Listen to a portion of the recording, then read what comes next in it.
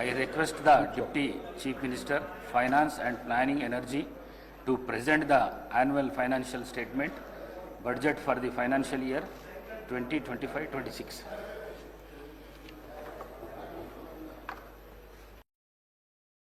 అధ్యక్ష,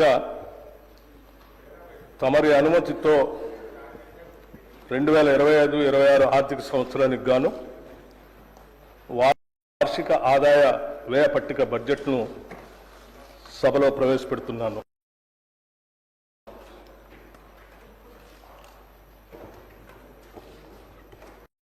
గౌరవ అధ్యక్ష,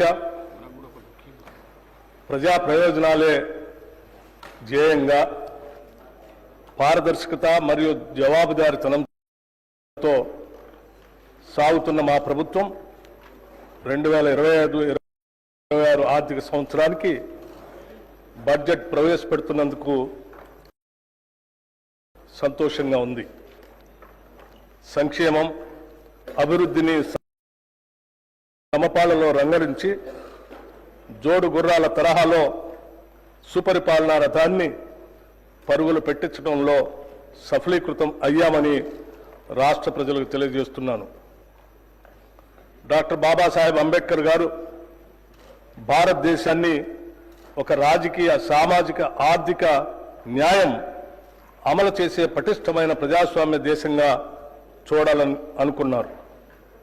అందుకే రాజ్యాంగ నైతికతను, కాన్స్టిట్యూషనల్ మొరాలిటీని ఆయన పదే పదే నొక్కి చెప్పారు. రాజ్యాంగ నిర్మాత సూచించిన ఆ నైతిక విలువలనే సరిగ్గా పాటిస్తూ మా ప్రజాపాలన సాగిస్తున్నాం.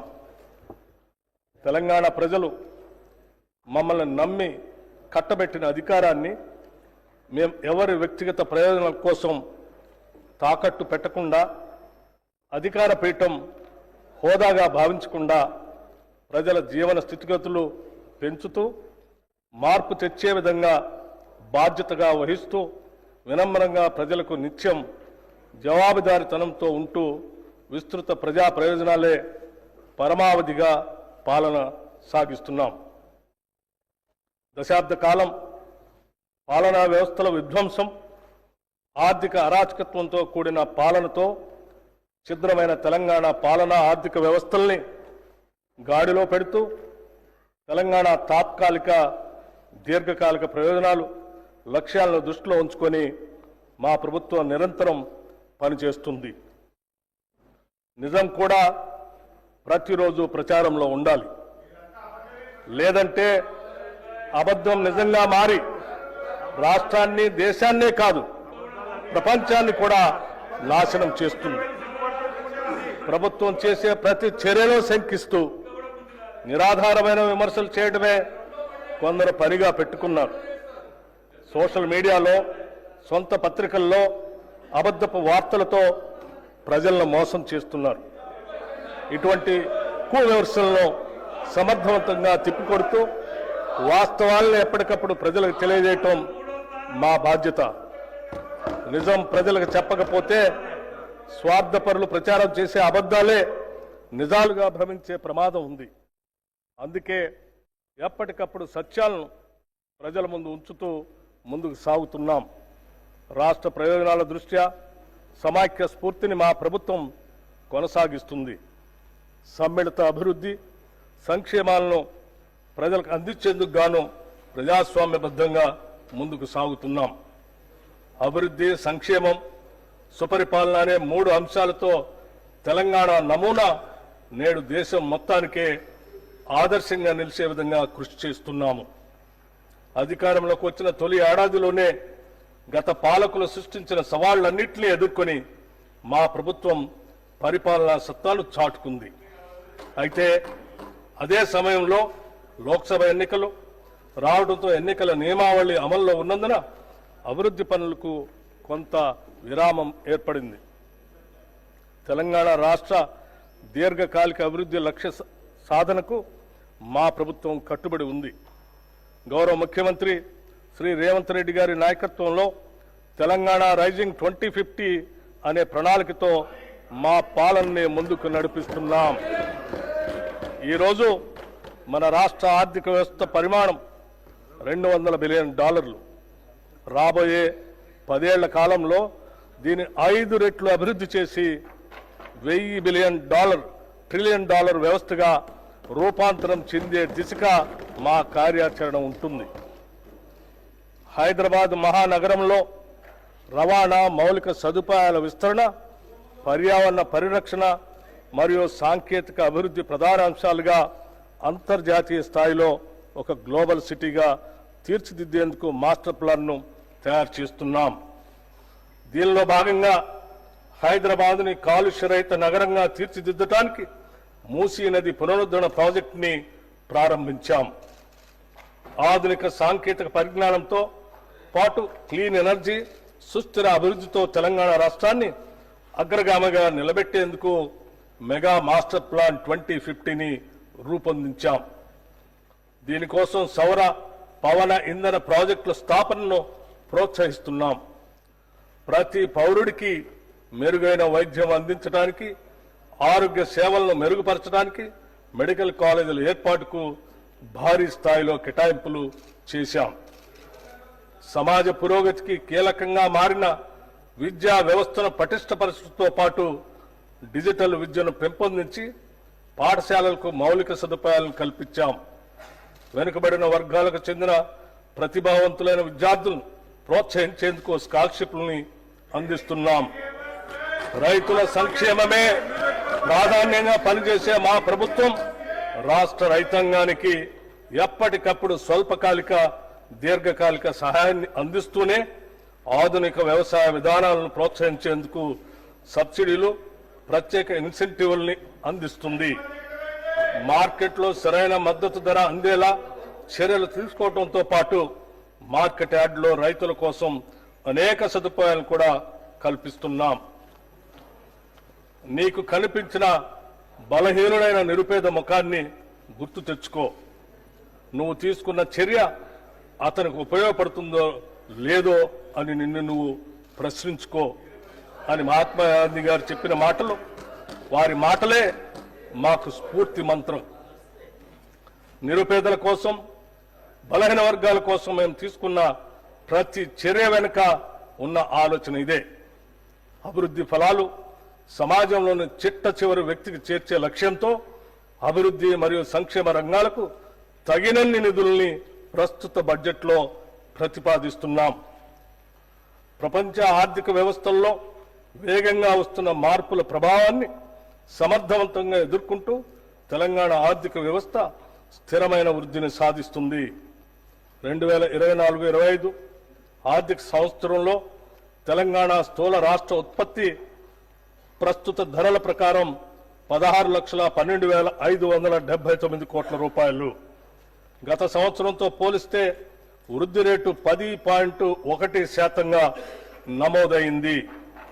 ఇదే సమయంలో దేశ జీడిపి 3,31,03,215 కోట్ల రూపాయలు కాగా వృద్ధి రేటు 9.9% ఉంది.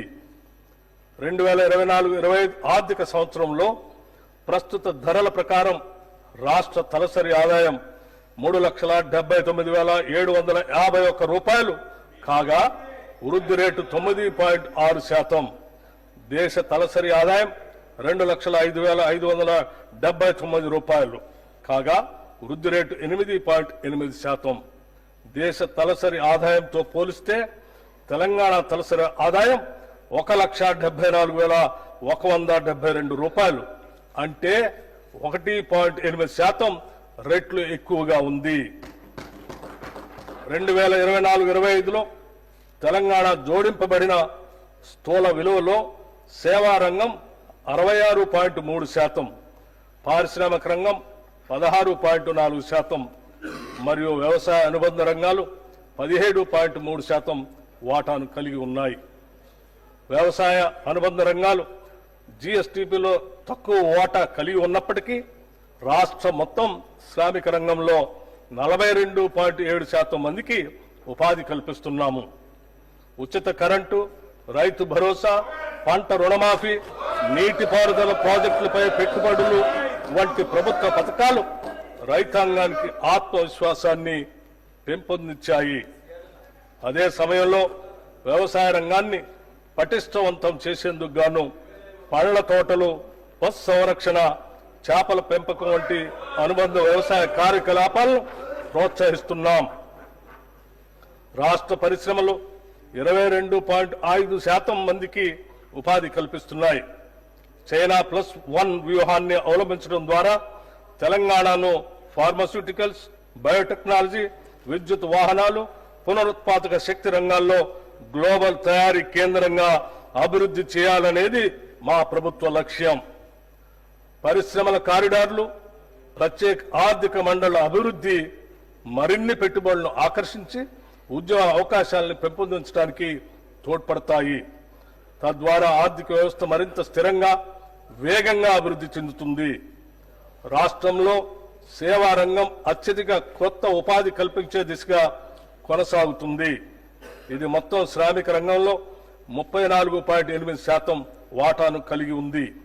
హైదరాబాద్ నగరం ఐటీ రంగంలో అగ్రగామిగా, ముఖ్యంగా సాఫ్ట్వేర్ సేవలు, ఫిన్టెక్, లాజిస్టిక్, పర్యాటక వంటి రంగాలలో ఉపాధి వృద్ధికి ప్రధానంగా దోహదపడుతుంది. తెలంగాణలో శ్రామిక శక్తి 68.7% ఉండగా దేశీయ సగటు 64.3% మాత్రమే ఉంది. దీనిలో మహిళల ఉపాధి శాతం 52.7% ఉండగా ఇది దేశ సగటు 45.2% కంటే అధికం. మహిళలు మరియు వెనుకబడిన వర్గాలకు తెలంగాణ ప్రభుత్వం ఉపాధి అవకాశాలు కల్పించడంలో ఎంతగా విజయవంతమైందో ఈ గణాంకాలు తెలియజేస్తున్నాయి. రాష్ట్ర ప్రభుత్వం 16వ ఆర్థిక సంఘానికి సమగ్ర నివేదికను సమర్పించింది.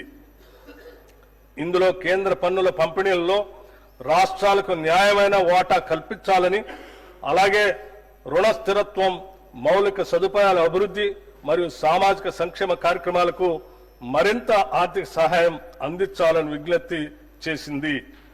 కేంద్ర ప్రభుత్వం విధిస్తున్న సెస్సులు, అదనపు ఛార్జీల వల్ల రాష్ట్రాలకు వస్తున్న ఆదాయం గణనీయంగా తగ్గుతుంది అన్న విషయాన్ని కమిషన్కు వివరించాం. ప్రస్తుతం రాష్ట్రాలకు ఇస్తున్న 41% పన్నుల వాటాను 50% పెంచాలని ప్రతిపాదించడం జరిగింది. తెలంగాణతో సహా దక్షిణాది రాష్ట్రాలకు పన్నుల పంపిణీలో తగ్గుతున్న వాటాపై ప్రభుత్వం ఆందోళన వ్యక్తం చేసింది. తెలంగాణ 14వ ఆర్థిక సంఘం ద్వారా 2.437% నిధులు పంపిణీ జరిగితే 15వ ఆర్థిక సంఘం కాలంలో ఇది కేవలం 2.102% తగ్గింది. అభివృద్ధిలో ముందున్న రాష్ట్రాలకు తక్కువ నిధులు కేటాయించడం అన్యాయమని, దేశ ఆర్థిక వృద్ధికి దోహదపడుతున్న రాష్ట్రాలను ప్రోత్సహించే విధంగా పన్నుల పంపిణీ విధానాన్ని మరింత హేతుబద్ధంగా మార్చాలని తెలంగాణ ప్రభుత్వం వాదిస్తుంది. తెలంగాణ ప్రభుత్వం సమాంతర పన్నుల పంపిణీ సూత్రంలో సంస్కరణలు తీసుకురావాలని సూచించింది. ప్రస్తుతం ఉపయోగిస్తున్న తలసరి ఆదాయ దూరం అనే ప్రాతిపదిక ప్రాధాన్యతను తగ్గించి జీఎస్టీపీకి 50% వెయిటేజీని ఇవ్వాలని కోరింది. దేశ ఆర్థిక వృద్ధికి గణనీయంగా సహకరిస్తున్న రాష్ట్రాలకు మరింత హేతుబద్ధంగా వనరులు అందించడం ద్వారా దేశ అభివృద్ధిని ప్రోత్సహించాలని ఉద్దేశంతో ఈ సూచన ప్రతిపాదించడమైంది. మన న్యాయమైన వాటాను సాధించడంతో పాటు ఆర్థిక వనరులను సద్వినియోగం చేసుకుని ఆర్థిక వ్యవస్థను బలోపేతం చేయడానికి రాష్ట్ర ప్రభుత్వం కట్టుబడి ఉంది. మేము ప్రవేశపెట్టిన అభయహస్తంలోని ప్రతి అంశం సామాన్య ప్రజల కష్టాలను దృష్టిలో పెట్టుకుని రూపుదిద్దుకున్నవే. ఒక నిరుపేద తన రోజువారీ జీవితంలో ఏ కనీస సదుపాయాలు ఉండాలని కోరుకుంటాడో వాటినన్నింటినీ అభయహస్తంలో భాగంగా చేర్చడం జరిగింది. మహాలక్ష్మి, రైతు భరోసా, గృహజ్యోతి, ఇందిరమ్మ ఇళ్లు, చేయూత కింద పెన్షన్లు పంపిణీ వంటి పలు పథకాలను ప్రభుత్వం ఇప్పటికే సమర్థవంతంగా అమలు చేస్తుంది.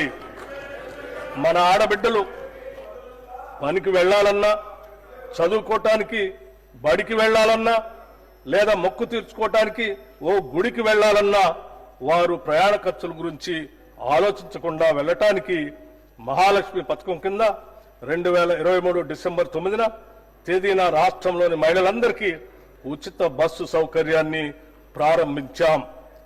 నేటి వరకు రాష్ట్ర వ్యాప్తంగా 7,227 బస్సుల్లో 149.63 కోట్ల ఉచిత ప్రయాణాలు మహిళలు చేశారు. దీని ద్వారా 5,595 లక్షల రూపాయలు మహిళలకు కూడా ఆదా అయింది. ప్రారంభ దశలో సాధారణ బస్సుల్లో 60% ఉన్న ఆర్టీసీ ఆక్యుపెన్సీ రేషియో 94% పెరిగింది. మహాలక్ష్మి ప్రత్యేక బస్సుల్లో ఈ ఆక్యుపెన్సీ రేషియో 100% నమోదవుతూ ఉంది. దీనివల్ల ఆర్టీసీ ఆర్థిక పరిస్థితి కూడా మెరుగుపడింది. బస్సుల సంఖ్యను పెంచడమే కాకుండా 6,400 మంది ఉద్యోగులను ఇప్పటికే అదనంగా నియమించడం జరిగింది. ప్రభుత్వం ఈ పథకం అమలుకు ఆర్టీసీకి క్రమం తప్పకుండా నిధులు చెల్లిస్తూ ఉంది. మహాలక్ష్మి పథకంలో భాగంగా అర్హులైన మహిళలకు గ్యాస్ సిలిండర్ను 500 రూపాయలకే పంపిణీ చేస్తున్నాం. ఈ పథకం ద్వారా 43 లక్షల కుటుంబాలు లబ్ధి చేరుతూ ఉంది. లబ్ధిదారులు ఉపయోగించిన సిలిండర్లకు సబ్సిడీ కింద రాష్ట్ర ప్రభుత్వం 433,20 లక్షల చెల్లించింది. గృహజ్యోతి పథకం కింద 200 యూనిట్లకు లోబడి విద్యుత్తును వినియోగిస్తున్న వారికి ఉచిత విద్యుత్తుని అందిస్తున్నాము. ఈ పథకం కింద 50 లక్షల కుటుంబాలు లబ్ధి పొందుతున్నాయి. ఈ పథకం కోసం ఇప్పటికే 1,775 కోట్లు 15 లక్షల రూపాయలు విద్యుత్ సంస్థలకు సబ్సిడీగా చెల్లించడం జరిగింది. ఇందిరమ్మ ఇళ్ల పథకాన్ని 2024 మార్చి నెలలో ప్రారంభించి ఇళ్ల పట్టాలను ఆడబిడ్డల పేరుతోనే ఇవ్వాలని నిర్ణయించాం. 22,500 కోట్ల రూపాయల అంచనా వ్యయంతో ప్రతి నియోజకవర్గానికి కనీసం 3,500 చొప్పున మొత్తం 4,50,000 ఇళ్లను మంజూరు చేస్తాం. గత ప్రభుత్వం 10 ఏళ్ల పాటు నిరుపేదలకు డబుల్ బెడ్రూమ్ ఇళ్లను ఇస్తామని ఆశలు రేకెత్తి చివరకు నిరాశా నిస్పృహలే మిగిల్చింది. అసంపూర్తిగా నిలిచిపోయిన గృహాల్లో 34,545 నిర్మాణాలకు 305 కోట్ల 3 లక్షల రూపాయల నిధులు కేటాయించి వాటిని అందుబాటులోకి తెస్తున్నాము.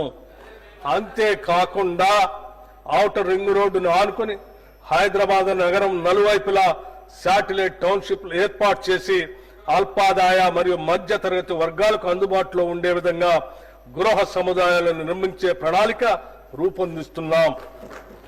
రాష్ట్రంలోని నిరుపేదలకు ఆరోగ్య భద్రత కల్పించే ధ్యేయంతో రూపొందిన రాజీవ్ ఆరోగ్యశ్రీ పథకాన్ని చేతిలో భాగంగా అమలు చేస్తున్నాం.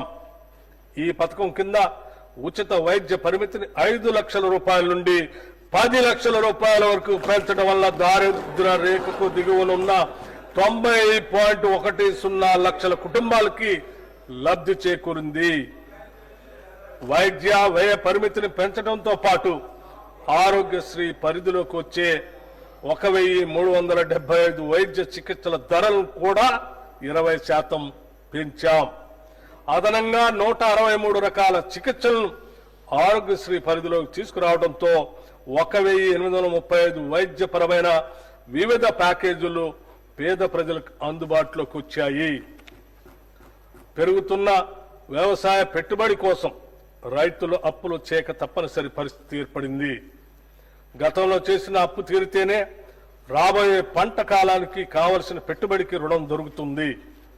మన రైతన్నలకు ఇచ్చిన మాటకు కట్టుబడి మా ప్రభుత్వం వారిని రుణముక్తులు చేసింది.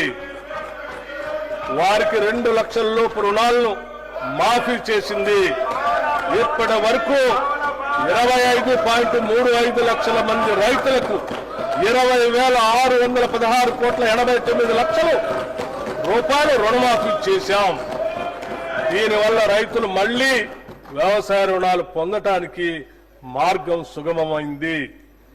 ఈ భారీ రుణమాఫీతో తెలంగాణ రాష్ట్రంలోని రైతుల ఆర్థిక మరియు సామాజిక స్థితిగతులు మెరుగుపరిచేందుకు బాటలు వేశాం.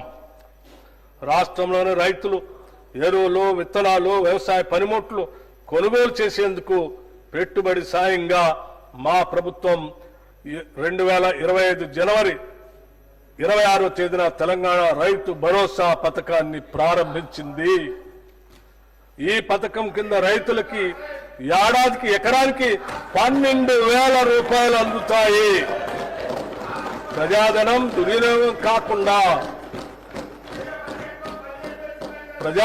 దుర్వినియోగం కాకుండా అవకతవకలకు అడ్డుకట్ట వేసి సాగుకు యోగ్యమైన భూములన్నింటికీ రైతు భరోసా అందిస్తున్నాం.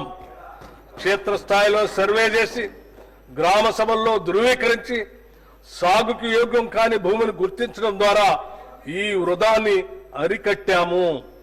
రైతు భరోసా పథకానికి 18,000 కోట్ల రూపాయలు ఈ బడ్జెట్ లో ప్రతిపాదిస్తున్నాము. భూమి లేని వ్యవసాయ కూలీలు ఉపాధి దొరకని రోజుల్లో పస్తులుండే దీనస్థితి నుండి వారిని కాపాడేందుకు ఇందిరమ్మ ఆత్మీయ భరోసా పథకాన్ని అమలు పరుస్తామని ఎన్నికల్లో చేసిన వాగ్దానానికి అనుగుణంగా సంవత్సరానికి ప్రతి వ్యవసాయ కూలీ కుటుంబానికి 12,000 రూపాయలు చెల్లించే బృహత్తర పథకాన్ని అమలు చేస్తున్నాం. రాష్ట్ర రైతుల నుండి కొనుగోలు చేసే సన్న ధాన్యానికి ప్రతి క్వింటాలకు 500 రూపాయల చొప్పున అదనపు ప్రోత్సాహాన్ని చెల్లిస్తున్నాం. దీనివల్ల రాష్ట్రంలో సన్న రకాల వరి సాగు గణనీయంగా పెరిగింది. గత ఖరీఫ్తో పోల్చినప్పుడు సన్న వడ్ల సాగు 25 లక్షల ఎకరాల నుండి 40 లక్షల ఎకరాలకు పెరిగింది. మా ప్రభుత్వం ఇస్తున్న బోనస్ మరియు ప్రతి చివర వడ్ల గింజ కూడా కొంటామని మేము చేసిన వాగ్దానమే దీనికి ప్రత్యక్ష కారణం. ఫలితంగా రైతులకు చక్కని గిట్టుబాటు ధర లభిస్తున్నది. ఖరీఫ్ సీజన్లో సన్న వడ్లు పండించిన రైతులకి 1,206,44 కోట్ల రూపాయల బోనస్ చెల్లించడం జరిగింది. రైతుల సౌకర్యార్థం 2024-25 ఖరీఫ్ సీజన్లో 8,332 ధాన్యం కొనుగోలు కేంద్రాలను ఏర్పాటు చేసి వారికి ఎటువంటి ఇబ్బందులు లేకుండా చేశాం. అకాల వర్షాల వల్ల ధాన్యం పాడవకుండా పండిన ధాన్యాన్ని రైతులు కొనుగోలు కేంద్రాలకు తీసుకువచ్చే సమయంలో ఎటువంటి నష్టం జరగకుండా గంట గంటకు వాతావరణ సూచనలు అటు రైతులకు ఇటు కొనుగోలు కేంద్రాలకు తెలియజేస్తున్నాం. అధునాతన డ్రైయర్లు, ధాన్యం క్లీనర్లు, తగినన్ని టార్పాలిన్లను రైతులకు అందుబాటులో ఉంచడం జరిగింది. వ్యవసాయ మార్కెట్ యార్డుల్లో వసతుల అభివృద్ధికి 181.98 కోట్ల రూపాయల వ్యయంతో వివిధ అభివృద్ధి పనులను చేపట్టాం. 2024-25 ఖరీఫ్ సీజన్లో 10,35,484 మంది రైతుల నుండి ధాన్యం కొనుగోలు చేసి 12,511 కోట్ల 76 లక్షల రూపాయలు వారి ఖాతాల్లో జమ చేయటమైంది. కేంద్ర ప్రాయోజిత పథకాల ద్వారా రాష్ట్ర రైతుల ప్రయాణం కోసం అన్ని చర్యలు తీసుకుంటున్నాం. రాష్ట్రంలో ఆయిల్ పామ్ సాగును విస్తృతంగా చేపట్టాలన్న ప్రభుత్వ లక్ష్యంతో ప్రోత్సాహక సబ్సిడీని అందిస్తున్నాం. ఆయిల్ పామ్ దిగుమతులపై కస్టమ్స్ సుంకం లేని కారణంగా మన రైతులకు సరైన ధర లభించనందున కేంద్ర ప్రభుత్వంతో సంప్రదింపులు జరిపి ఆయిల్ పామ్ దిగుమతులపై కస్టమ్స్ సుంకం విధించేలాగా కృషి చేశాం. తద్వారా ఆయిల్ పామ్ రైతులకు టన్నుకి 2,000 రూపాయలు అదనపు లబ్ధి చేకూరి ఆయిల్ పామ్ సాగు మరింత లాభదాయకంగాను ఆకర్షణీయంగాను మారింది. ఉద్యానవన సాగులో బిందు సేద్యం కొరకు సౌర విద్యుత్తును ఉపయోగించే రైతులకు ప్రాధాన్యతనిచ్చి వారికి ప్రోత్సాహక సబ్సిడీని అందిస్తాం. వ్యవసాయ శాఖకు ఈ బడ్జెట్లో 24,439 కోట్ల రూపాయల్ని ప్రతిపాదిస్తున్నాం. పశువులు వ్యాధుల బారిన పడకుండా నిరోధించే టీకాలను ఉత్పత్తి చేసే తెలంగాణ పశు వైద్య టీకా ఉత్పత్తి కేంద్రం హైదరాబాద్ శాంతినగర్లో ఉంది. ఈ వెటర్నరీ బయోలాజికల్ రీసెర్చ్ ఇన్స్టిట్యూట్ ని మామిడిపల్లికి తరలించి 300 కోట్ల రూపాయలతో భారీగా విస్తరింపజేస్తున్నాం. అంతేకాకుండా కొత్త వ్యాక్సిన్ల ఆవిష్కరణకు అవసరమైన పరిశోధనలు చేపట్టే నిమిత్తం 100 కోట్ల రూపాయలతో అధునాతన యంత్రాలను తెప్పిస్తున్నాం. నూతనంగా ఏర్పాటయ్యే ఈ టీకాల కేంద్రంలో బ్యాక్టీరియల్ వైరల్ వ్యాక్సిన్ ప్రొడక్షన్ ప్లాంట్లు, క్వాలిటీ కంట్రోల్, యానిమల్ టెస్టింగ్ ల్యాబ్లు, R&D, యానిమల్ బ్రీడింగ్ సెంటర్ వంటి వాటితో పాటు స్టాఫ్ క్వార్టర్స్ కూడా నిర్మిస్తాం. మన రాష్ట్రం నుండి భారీగా చేపల ఎగుమతిని ప్రోత్సహించడానికి రంగారెడ్డి జిల్లా కోహెడలో ఎక్స్పోర్ట్ ఓరియంటెడ్ హోల్సేల్ చేపల మార్కెట్ను 47 కోట్ల రూపాయల వ్యయంతో నిర్మించాలని ప్రతిపాదించాం. రాష్ట్రంలో మేలుజాతి పాడి పశువులను వృద్ధి చేయడానికి రంగారెడ్డి జిల్లా కంసాన్పల్లిలో ఒక కొత్త ఫ్రోజన్ సెమెన్ బుల్ స్టేషన్ను 21 కోట్ల 6 లక్షల రూపాయల వ్యయంతో నిర్మిస్తున్నాం. దీని అతి త్వరలోనే అందుబాటులోకి తీసుకొని వస్తాం. దీని ద్వారా సంవత్సరానికి సుమారు 10 లక్షల ఫ్రోజన్ సెమెన్ డోసుల ఉత్పత్తి సామర్థ్యం ఏర్పడుతుంది. పశుసంవర్ధక శాఖకు ఈ బడ్జెట్లో 1674 కోట్ల రూపాయలు ప్రతిపాదిస్తున్నాము. భూమి అనేది ఒక స్థిరాస్తి మాత్రమే కాదు, అది ఒక భావోద్వేగం. భూమితో ఉన్న అనుబంధం కన్నతల్లితో, సొంత ఊరితో ఉన్న అనుబంధంతో సమానం. ఒక వ్యక్తి తన భూమిని కోల్పోయినప్పుడు తన అస్తిత్వాన్నే పోగొట్టుకున్నట్లు భావిస్తాడు. అటువంటి భావుకతతో ముడిపడి ఉన్న అంశంలో గత ప్రభుత్వ హయాంలో చేపట్టిన ధరణి ప్రాజెక్టులో చోటు చేసుకున్న అక్రమాల వల్ల సామాన్యులకు తీరని వేదన మిగిలింది. సమస్యల పరిష్కారాన్ని కోరుతూ ప్రజలు చేసుకున్న దరఖాస్తులు కూడా పరిష్కరించలేని దుస్థితి అప్పట్లో ఏర్పడింది. వీటి పరిష్కరణ వేగవంతం చేయడానికి జిల్లా కలెక్టర్లకు మాత్రమే ఉన్న పరిష్కరణ అధికారాన్ని తహసీల్దార్ ఆర్డీఓలకి బదిలీ చేస్తూ మార్గదర్శకాలని విడుదల చేశాం. తెలంగాణ ప్రభుత్వం ఒక చారిత్రాత్మక సంస్కరణగా భూభారతి చట్టాన్ని తీసుకువచ్చింది. ఈ చట్టంలోని నిబంధనలు పారదర్శకంగా, సమగ్రంగా, భూ వివాదాలకు తావు లేకుండా భూ యజమానుల హక్కులు పూర్తిగా పరిరక్షించడానికి రూపొందించబడ్డాయి. డిజిటల్ మ్యాపింగ్ వ్యవస్థ, ఆధునిక సాంకేతికను ఉపయోగించడం ద్వారా భూభారతి లావాదేవీల్ని సులభతరం చేసి సక్రమమైన భూ రికార్డు వ్యవస్థను ఏర్పరచడానికి దోహదం చేస్తుంది. భూ పరిపాలనను మరింత బలోపేతం చేయడానికి 10,954 గ్రామ స్థాయి అధికారుల పోస్టుల్ని మంజూరు చేశాం. దీనితో క్షేత్రస్థాయిలో రెవెన్యూ అధికారుల పాత్రని పునరుద్ధరించి భూ సమస్యలను వేగంగా పరిష్కరించే సమర్థవంతమైన పాలనా వ్యవస్థని తెస్తున్నాం.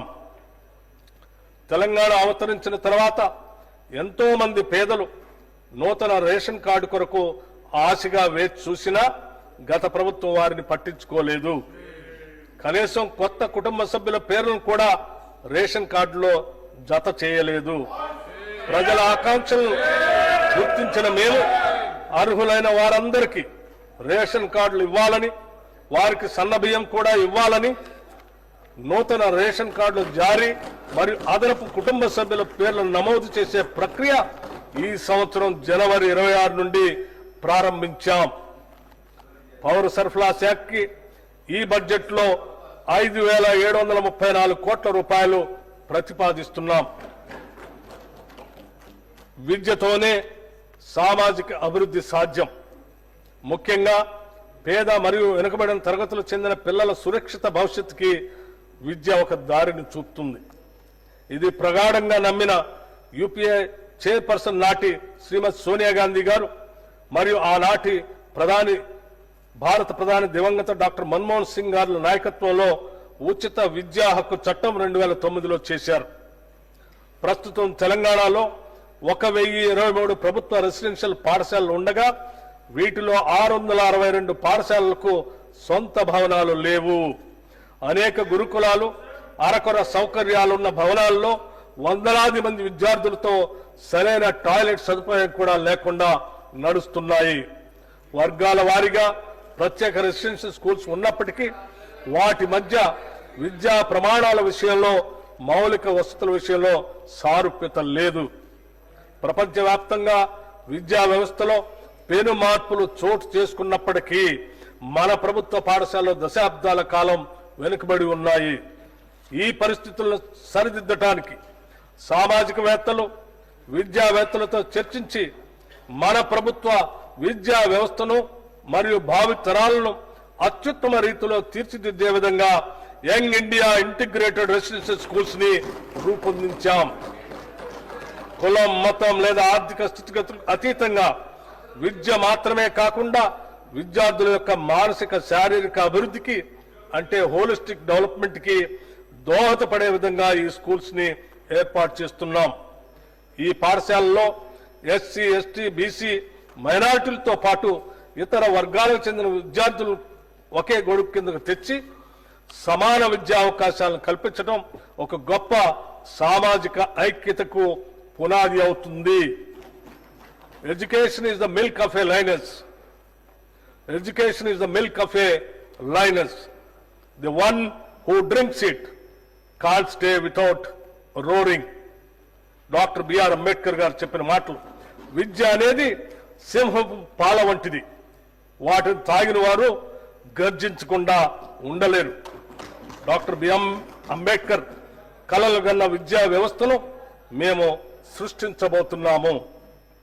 దీనికోసమే రాష్ట్ర వ్యాప్తంగా ఒకేసారి 58 యంగ్ ఇండియా ఇంటిగ్రేటెడ్ రెసిడెన్షియల్ పాఠశాలల నిర్మాణానికి 11,600 కోట్ల రూపాయల అనుమతులు మంజూరు చేయటం జరిగింది. మేము తీసుకున్న ఈ నిర్ణయం ఒక చారిత్రాత్మకం. ప్రతి నియోజకవర్గంలో కనీసం ఒక ఇండియా రెసిడెన్షియల్ స్కూల్ ని ప్రారంభిస్తాం. ఈ ఇంటిగ్రేటెడ్ స్కూల్స్ 20 నుంచి 25 ఎకరాల విస్తీర్ణంలో నిర్మించబడతాయి. విద్యారంగంలో వస్తున్న మార్పులకి అనుగుణంగా ఆధునిక వసతులతో ప్రైవేటు పాఠశాలకు దీటైన విద్యను అందించేందుకు వీటిని అభివృద్ధి చేస్తున్నాం. ఆడిటోరియాలు, dining halls, digital classrooms, క్రీడా మైదానాలు, క్రికెట్ మరియు ఫుట్బాల్ గ్రౌండ్స్ లాంటి ఆధునిక సదుపాయాలు అందుబాటులో ఉంటాయి. విద్యార్థుల నిరంతర పర్యవేక్షణకు వీలుగా ఈ పాఠశాల ప్రాంగణాల్లోనే బోధనా సిబ్బందికి నివాస సముదాయాలు కూడా ఏర్పాటు చేస్తున్నాం. ఈ స్కూళ్లలో పవన మరియు సౌరశక్తిని విరివిగా వినియోగిస్తాం. ఈ స్కూళ్లలోని విద్యార్థులకు వసతి, భోజనం, యూనిఫామ్లు, నోటు మరియు పాఠ్య పుస్తకాలు మరియు ఇతర ఆవశ్యక వస్తువులన్నీ ఉచితంగా అందించబడతాయి. పాఠ్యాంశంతో పాటు వీరికి ఐఐటి, జీ, నీట్ మరియు ఇతర పోటీ పరీక్షలకు సన్నద్ధం చేసేందుకు ప్రత్యేక శిక్షణ ఇవ్వబడుతుంది. విద్యతో పాటు శారీరక మరియు మానసిక దృఢత్వానికి అవసరమైన క్రీడలు, కళలు, పోటీలకు సమాన ప్రాధాన్యత ఉంటుంది. రాష్ట్ర వ్యాప్తంగా పాఠశాలలు ప్రారంభం అయ్యే రోజే విద్యార్థులందరికీ పాఠ్య పుస్తకాలను, యూనిఫామ్లు అందజేస్తున్నాం. ప్రభుత్వ విద్యా సంస్థలన్నింటికీ ఉచిత విద్యుత్ సరఫరాని అందిస్తున్నాం. త్వరలో రాష్ట్రంలోని అన్ని పాఠశాలలకు గ్రీన్ విద్యుత్ని అందిస్తాం.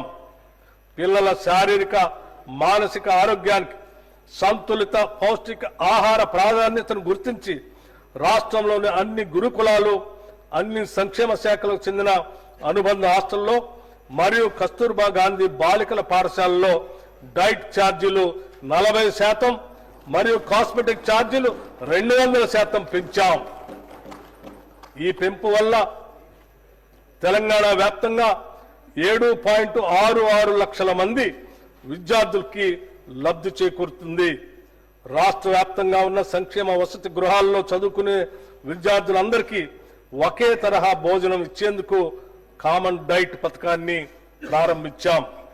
ప్రభుత్వ పాఠశాలలో చదివే 10వ తరగతి విద్యార్థులకి సాయంత్రం వేళ స్నాక్స్ కూడా ఇస్తున్నాం.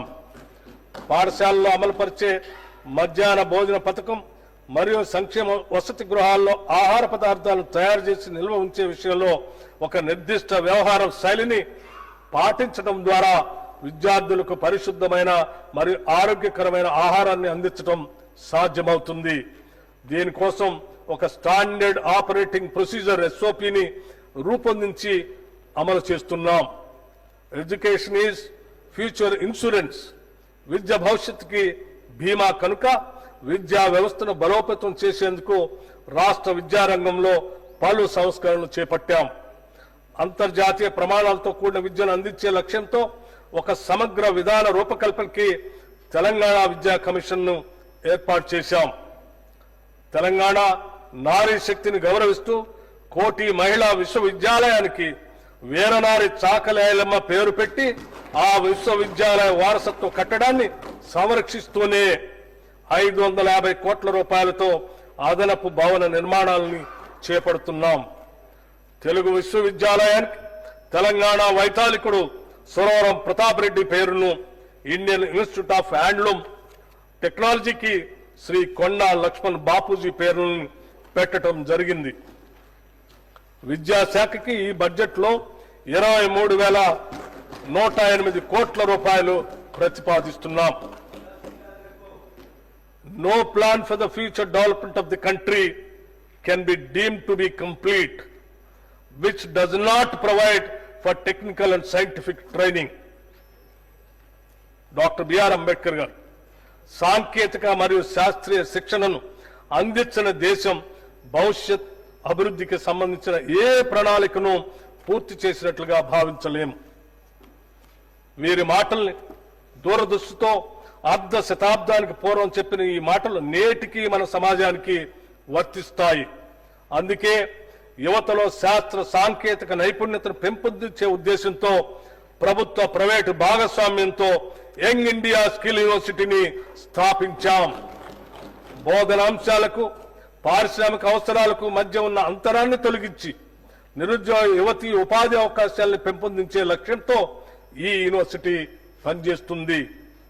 మహాత్మా గాంధీ గారు స్వాతంత్ర సమరోద్యమంలో యువతను చైతన్యపరచడానికి నడిపిన యంగ్ ఇండియా పత్రిక పేరునే ఈ యూనివర్సిటీకి పెట్టడం గమనార్హం. ఈ యూనివర్సిటీని ముచ్చెర్లలో 150 ఎకరాల్లో నిర్మించి ఏడాదికి 30,000 ఉద్యోగాలు కల్పించాలని ప్రభుత్వ లక్ష్యంగా పెట్టుకున్నాం. సింగపూర్ ప్రభుత్వ ఆధ్వర్యంలోని ఇన్స్టిట్యూట్ ఆఫ్ టెక్నికల్ ఎడ్యుకేషన్ ప్రపంచంలోనే మేటి సంస్థ. వారి భాగస్వామ్యంతో young India skill university master ట్రైనర్లకు శిక్షణ ఇస్తున్నాము. వివిధ పరిశ్రమల భాగస్వామ్యంతో ఈ యూనివర్సిటీలో అందించే కోర్సులు అటు యువతకు ఇటు పరిశ్రమలకు ఎంతో ఉపయుక్తంగా ఉండేలా రూపొందించాం. ఈ యూనివర్సిటీలో ప్రస్తుతం 5 కోర్సులు ప్రారంభమైనాయి. మున్ముందు యానిమేషన్, టూరిజం మరియు హాస్పిటాలిటీ, బ్యాంకింగ్, ఫైనాన్షియల్ సర్వీసెస్, నిర్మాణ రంగం, రిటైల్ రంగం, మీడియా, సినిమా రంగం, నౌకా మరియు విమాన మెయింటెనెన్స్ రంగం, ఆర్టిఫిషియల్ ఇంటెలిజెన్స్ వంటి అత్యాధునిక టెక్నాలజీ కోర్సులు కూడా ప్రారంభించబోతున్నాం. తెలంగాణ యువతను, విద్యార్థులను నిపుణులుగా తీర్చిదిద్దేందుకు రాష్ట్ర ప్రభుత్వం ఫ్యూచర్ సిటీలో ప్రత్యేకంగా 200 ఎకరాల్లో ఆర్టిఫిషియల్ ఇంటెలిజెన్స్ సిటీని నెలకొల్పాలని నిర్ణయించింది. ఈ సిటీలో ప్రత్యేక విశ్వవిద్యాలయాన్ని, డేటా సెంటర్లను, కంప్యూటింగ్ సౌకర్యాలను, పౌరులకు అవగాహన కల్పించే కేంద్రాన్ని స్థాపించడానికి తగిన చర్యలు ప్రారంభించాం. కేంద్ర గణాంక శాఖ నిర్వహించిన పీరియాడిక్ లేబర్ ఫోర్స్ సర్వే ప్రకారం తెలంగాణలో 2023 జులై సెప్టెంబర్ కాలంలో నిరుద్యోగ రేటు 22.9% ఉండగా 2024 జులై సెప్టెంబర్ కాలంలో అది 18.1%కి తగ్గింది. మా ప్రభుత్వం చేస్తున్న నైపుణ్య శిక్షణ కార్యక్రమాలు, ప్రభుత్వ ఉద్యోగ నియామకాలు, యువ పారిశ్రామికులకు ఇస్తున్న ప్రోత్సాహాల వల్లే ఇది సాధ్యమైంది. సమర్థవంతమైన విధానాల రూపకల్పన మరియు కార్యాచరణ చక్కటి ఫలితాలు ఇస్తాయన్న దానికి ఇది నిదర్శనం. మా ప్రభుత్వం అధికారం చేపట్టిన వెంటనే ఉద్యోగ నియామకాలపై దృష్టి సారించి పోలీస్, రెసిడెన్షియల్ స్కూల్స్, వైద్య, ఆరోగ్య మరియు ఇతర శాఖల్లో 57,946 ఉద్యోగాల ఎంపిక ప్రక్రియ పూర్తి చేశాం. అంతేకాకుండా వివిధ ప్రభుత్వ శాఖలు, విభాగాలలో మానవ వనరుల అవసరాలపై సమీక్షలు జరిపి 30,228 కొత్త పోస్టుల్ని మంజూరు చేశాం. గ్రూప్ 1, గ్రూప్ 2 మరియు గ్రూప్ 3 పరీక్షలు సకాలంలో సక్రమంగా నిర్వహించి వాటి ఫలితాలు కూడా ప్రకటించాం. త్వరలో వారికి నియామక పత్రాలు అందజేస్తాం. అలాగే 14,236 అంగన్వాడీ పోస్టుల భర్తీకి ఆదేశాలు జారీ చేశాం. తెలంగాణ రాష్ట్ర సాధనలో మన యువత పాత్ర మరియు త్యాగాలు మరోలేనివి. తెలంగాణ సాధించుకున్న తర్వాత వారి పట్ల గత ప్రభుత్వం నది దాటే వరకు వాడమల్లయ్య, దాటిన తర్వాత బోడమల్లయ్య అనే విధంగా ప్రవర్తించింది. వారి జీవితాల్లో ఎటువంటి మార్పు రాకపోగా ప్రభుత్వ ఉద్యోగాలు అందని ద్రాక్షగానే మిగిలాయి. కూలి కోసం పట్టణంలో బ్రతుకుదామని తల్లి మాట చెవిన పెట్టక బయలుదేరిన బాటసారికి ఎంత కష్టం అని మహానుభావుడు ఆనాడు శ్రీశ్రీ చెప్పారు. నిరుద్యోగ యువత ఇటువంటి ఒక నిస్సహాయ స్థితిలో ఉండగా మా ప్రభుత్వం అధికారం చేపట్టి వారికి భవిష్యత్తుపై తిరిగి ఆశను రగిల్చింది. ప్రభుత్వ ఉద్యోగాల సత్వర భర్తీతో పాటు ఇతర రంగాల్లో ఉపాధి కల్పించే దిశగా ముఖ్యంగా మహిళలు మరియు వెనుకబడిన వర్గాల యువత కోసం ప్రత్యేక ప్రణాళికలు రూపొందించాల్సిన అవసరాన్ని గుర్తించింది. ఎస్సీ, ఎస్టీ, బీసీ, మైనారిటీ మరియు ఆర్థికంగా వెనుకబడిన వర్గాల యువత స్వయం ఉపాధి కల్పన కొరకు రాజీవ్ యువ వికాసం అనే పథకాన్ని ప్రారంభించాం. ఈ పథకం యువతకు ఉపాధి కల్పనలో ఒక గేమ్ చేంజర్ గా నిలుస్తుంది. కేవలం ఉపాధి కల్పించడమే లక్ష్యంగా కాకుండా యువతని ఔత్సాహిక పారిశ్రామికవేత్తలుగా తీర్చిదిద్ది వారు మరింత మందికి ఉపాధి సృష్టించేట్లు ప్రోత్సహించడం మా ధ్యేయం. ఈ పథకం ద్వారా యువతకు కనీ విని ఎరగని రీతిలో 6,000 కోట్ల రూపాయల కేటాయింపుతో ఈ పథకాన్ని ప్రారంభించాం. ఎస్సీ, ఎస్టీ, బీసీ, మైనార్టీ కార్పొరేషన్ల ద్వారా ఈ పథకాన్ని అమలు చేస్తాం. అర్హుడైన ప్రతి నిరుద్యోగికి గరిష్టంగా 4 లక్షల రూపాయల వరకు ఆర్థిక సాయం అందిస్తాం. యువత అభ్యున్నతికి ఈ పథకం గొప్పగా తోడ్పడుతుంది. సివిల్స్ ప్రిలిమ్స్ పాస్ అయి మెయిన్స్ పరీక్షకు వెళ్లే అభ్యర్థులకు 1 లక్ష రూపాయలు మరియు మెయిన్స్ పరీక్ష పాస్ అయి ఇంటర్వ్యూకి సిద్ధమయ్యే అభ్యర్థులకు మరొక 1 లక్ష రూపాయలు, మొత్తంగా 2 లక్షల రూపాయల ఆర్థిక సహాయాన్ని సింగరేణి యాజమాన్య సౌజన్యంతో రాజీవ్ గాంధీ సివిల్స్ అభయ హస్తం కింద ఇస్తున్నాం. తద్వారా ఆల్ ఇండియా సర్వీసెస్ లో తెలంగాణ రాష్ట్రం నుంచి మరింత మంది పేద మధ్యతరగతి కుటుంబాలకు చెందిన యువతీ యువకులు ఎంపికయ్యే అవకాశం ఏర్పడింది. అధునాతన సాంకేతిక కేంద్రాలుగా ఐటీఐలు రాష్ట్ర వ్యాప్తంగా ఏటా 1 లక్ష మందికి నైపుణ్య శిక్షణను ఇచ్చేందుకు 65 ప్రభుత్వ పారిశ్రామిక శిక్షణా కేంద్రాలు అడ్వాన్స్డ్ టెక్నాలజీ కేంద్రాలుగా తీర్చిదిద్దే ప్రక్రియ పురోగతిలో ఉంది. టాటా టెక్నాలజీ సర్వీసెస్ వారి సౌజన్యంతో నిర్వహించే ఈ శిక్షణా కేంద్రాల్లో తెలంగాణ యువత తగిన ఉద్యోగ నైపుణ్యాలను సాధించేందుకు వీలుగా 9 లాంగ్ టర్మ్, 23 షార్ట్ టర్మ్ కోర్సులతో పాటు నైపుణ్యాల కొరత తీర్చేందుకు బ్రిడ్జ్ కోర్సుల్ని ప్రవేశపెట్టాం. డిగ్రీ ఇంజనీరింగ్ లో చేరిన విద్యార్థులకు banking, financial services, insurance, BFSI రంగాల్లో ఉద్యోగాలు కల్పించడమే లక్ష్యంగా బిఎఫ్ఎస్ఐ ట్రైనింగ్ కోర్సును రాష్ట్ర ప్రభుత్వం ప్రారంభించింది. రెగ్యులర్ డిగ్రీతో పాటు మినీ డిగ్రీ కోర్సుగా బిఎఫ్ఎస్ఐ నైపుణ్య శిక్షణను అందించే వినూత్న కార్యక్రమాన్ని రాష్ట్రంలోని 38 కాలేజీల్లో ప్రారంభించాం. ప్రభుత్వం గుర్తించిన 18 ఇంజనీరింగ్ కాలేజీల్లోనూ 20 డిగ్రీ కాలేజీల్లోనూ చదువుతున్న 10,000 మంది విద్యార్థులకు ఈ శిక్షణ అందుతుంది. రాష్ట్ర వ్యాప్తంగా పట్టణాలతో పాటు గ్రామీణ ప్రాంతాల్లోని విద్యార్థులకు కూడా లబ్ధి చేకూరేలా ఈ కాలేజీల్ని ఎంపిక చేయటం జరిగింది.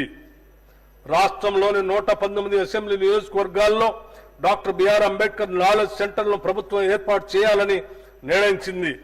వీటి ద్వారా గ్రామీణ ప్రాంతాల్లోని ఆర్థికంగా వెనుకబడిన యువతీ యువకులకు గ్రూప్ 1, గ్రూప్ 2 మరియు ఇతర అన్ని పోటీ పరీక్షలకు ఉచితంగా కోచింగ్ తీసుకునేందుకు అవకాశం లభిస్తుంది.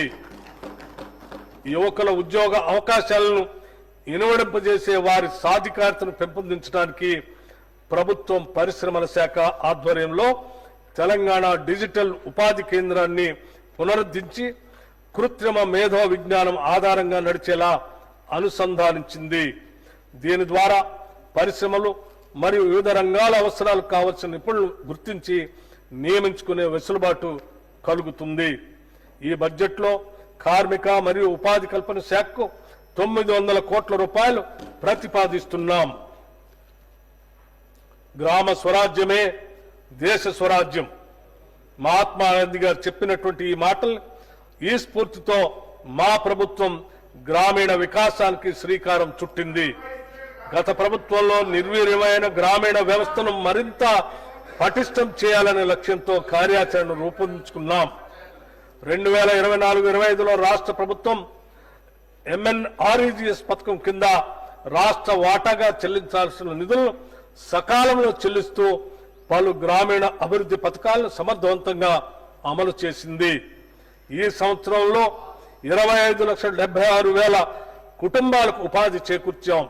గ్రామీణ అభివృద్ధిలో భాగంగా 781 కోట్ల వ్యయంతో 26,055 సాంప్రదాయ నీటి వనరుల్ని పునరుద్ధరించాం. 926 కోట్ల రూపాయల వ్యయంతో 82,286 గ్రామీణ రోడ్లని నిర్మించాం. 275 కోట్ల వ్యయంతో 51,216 పిల్ల కాలువలు మరియు ఇతర కాలువల పూడికతీత పనుల్ని పూర్తి చేశాం. 244 కోట్ల రూపాయలతో 63,854 భూమి అభివృద్ధి పనుల్ని చేపట్టాం. అలాగే 16,310 జల పరిరక్షణ పనులకి 155 కోట్ల రూపాయలు ఖర్చు చేయటం జరిగింది. మన దేశ తొలి మహిళా ప్రధాని ఇందిరాగాంధీ, తొలి మహిళా రాష్ట్రపతి ప్రతిభా పాటిల్ మరియు లోక్సభ తొలి మహిళా స్పీకర్ మీరా కుమార్ వంటి మహిళలు ఎంతో సమర్థవంతంగా పనిచేసి వారి పదవులకే వన్నె తెచ్చారు.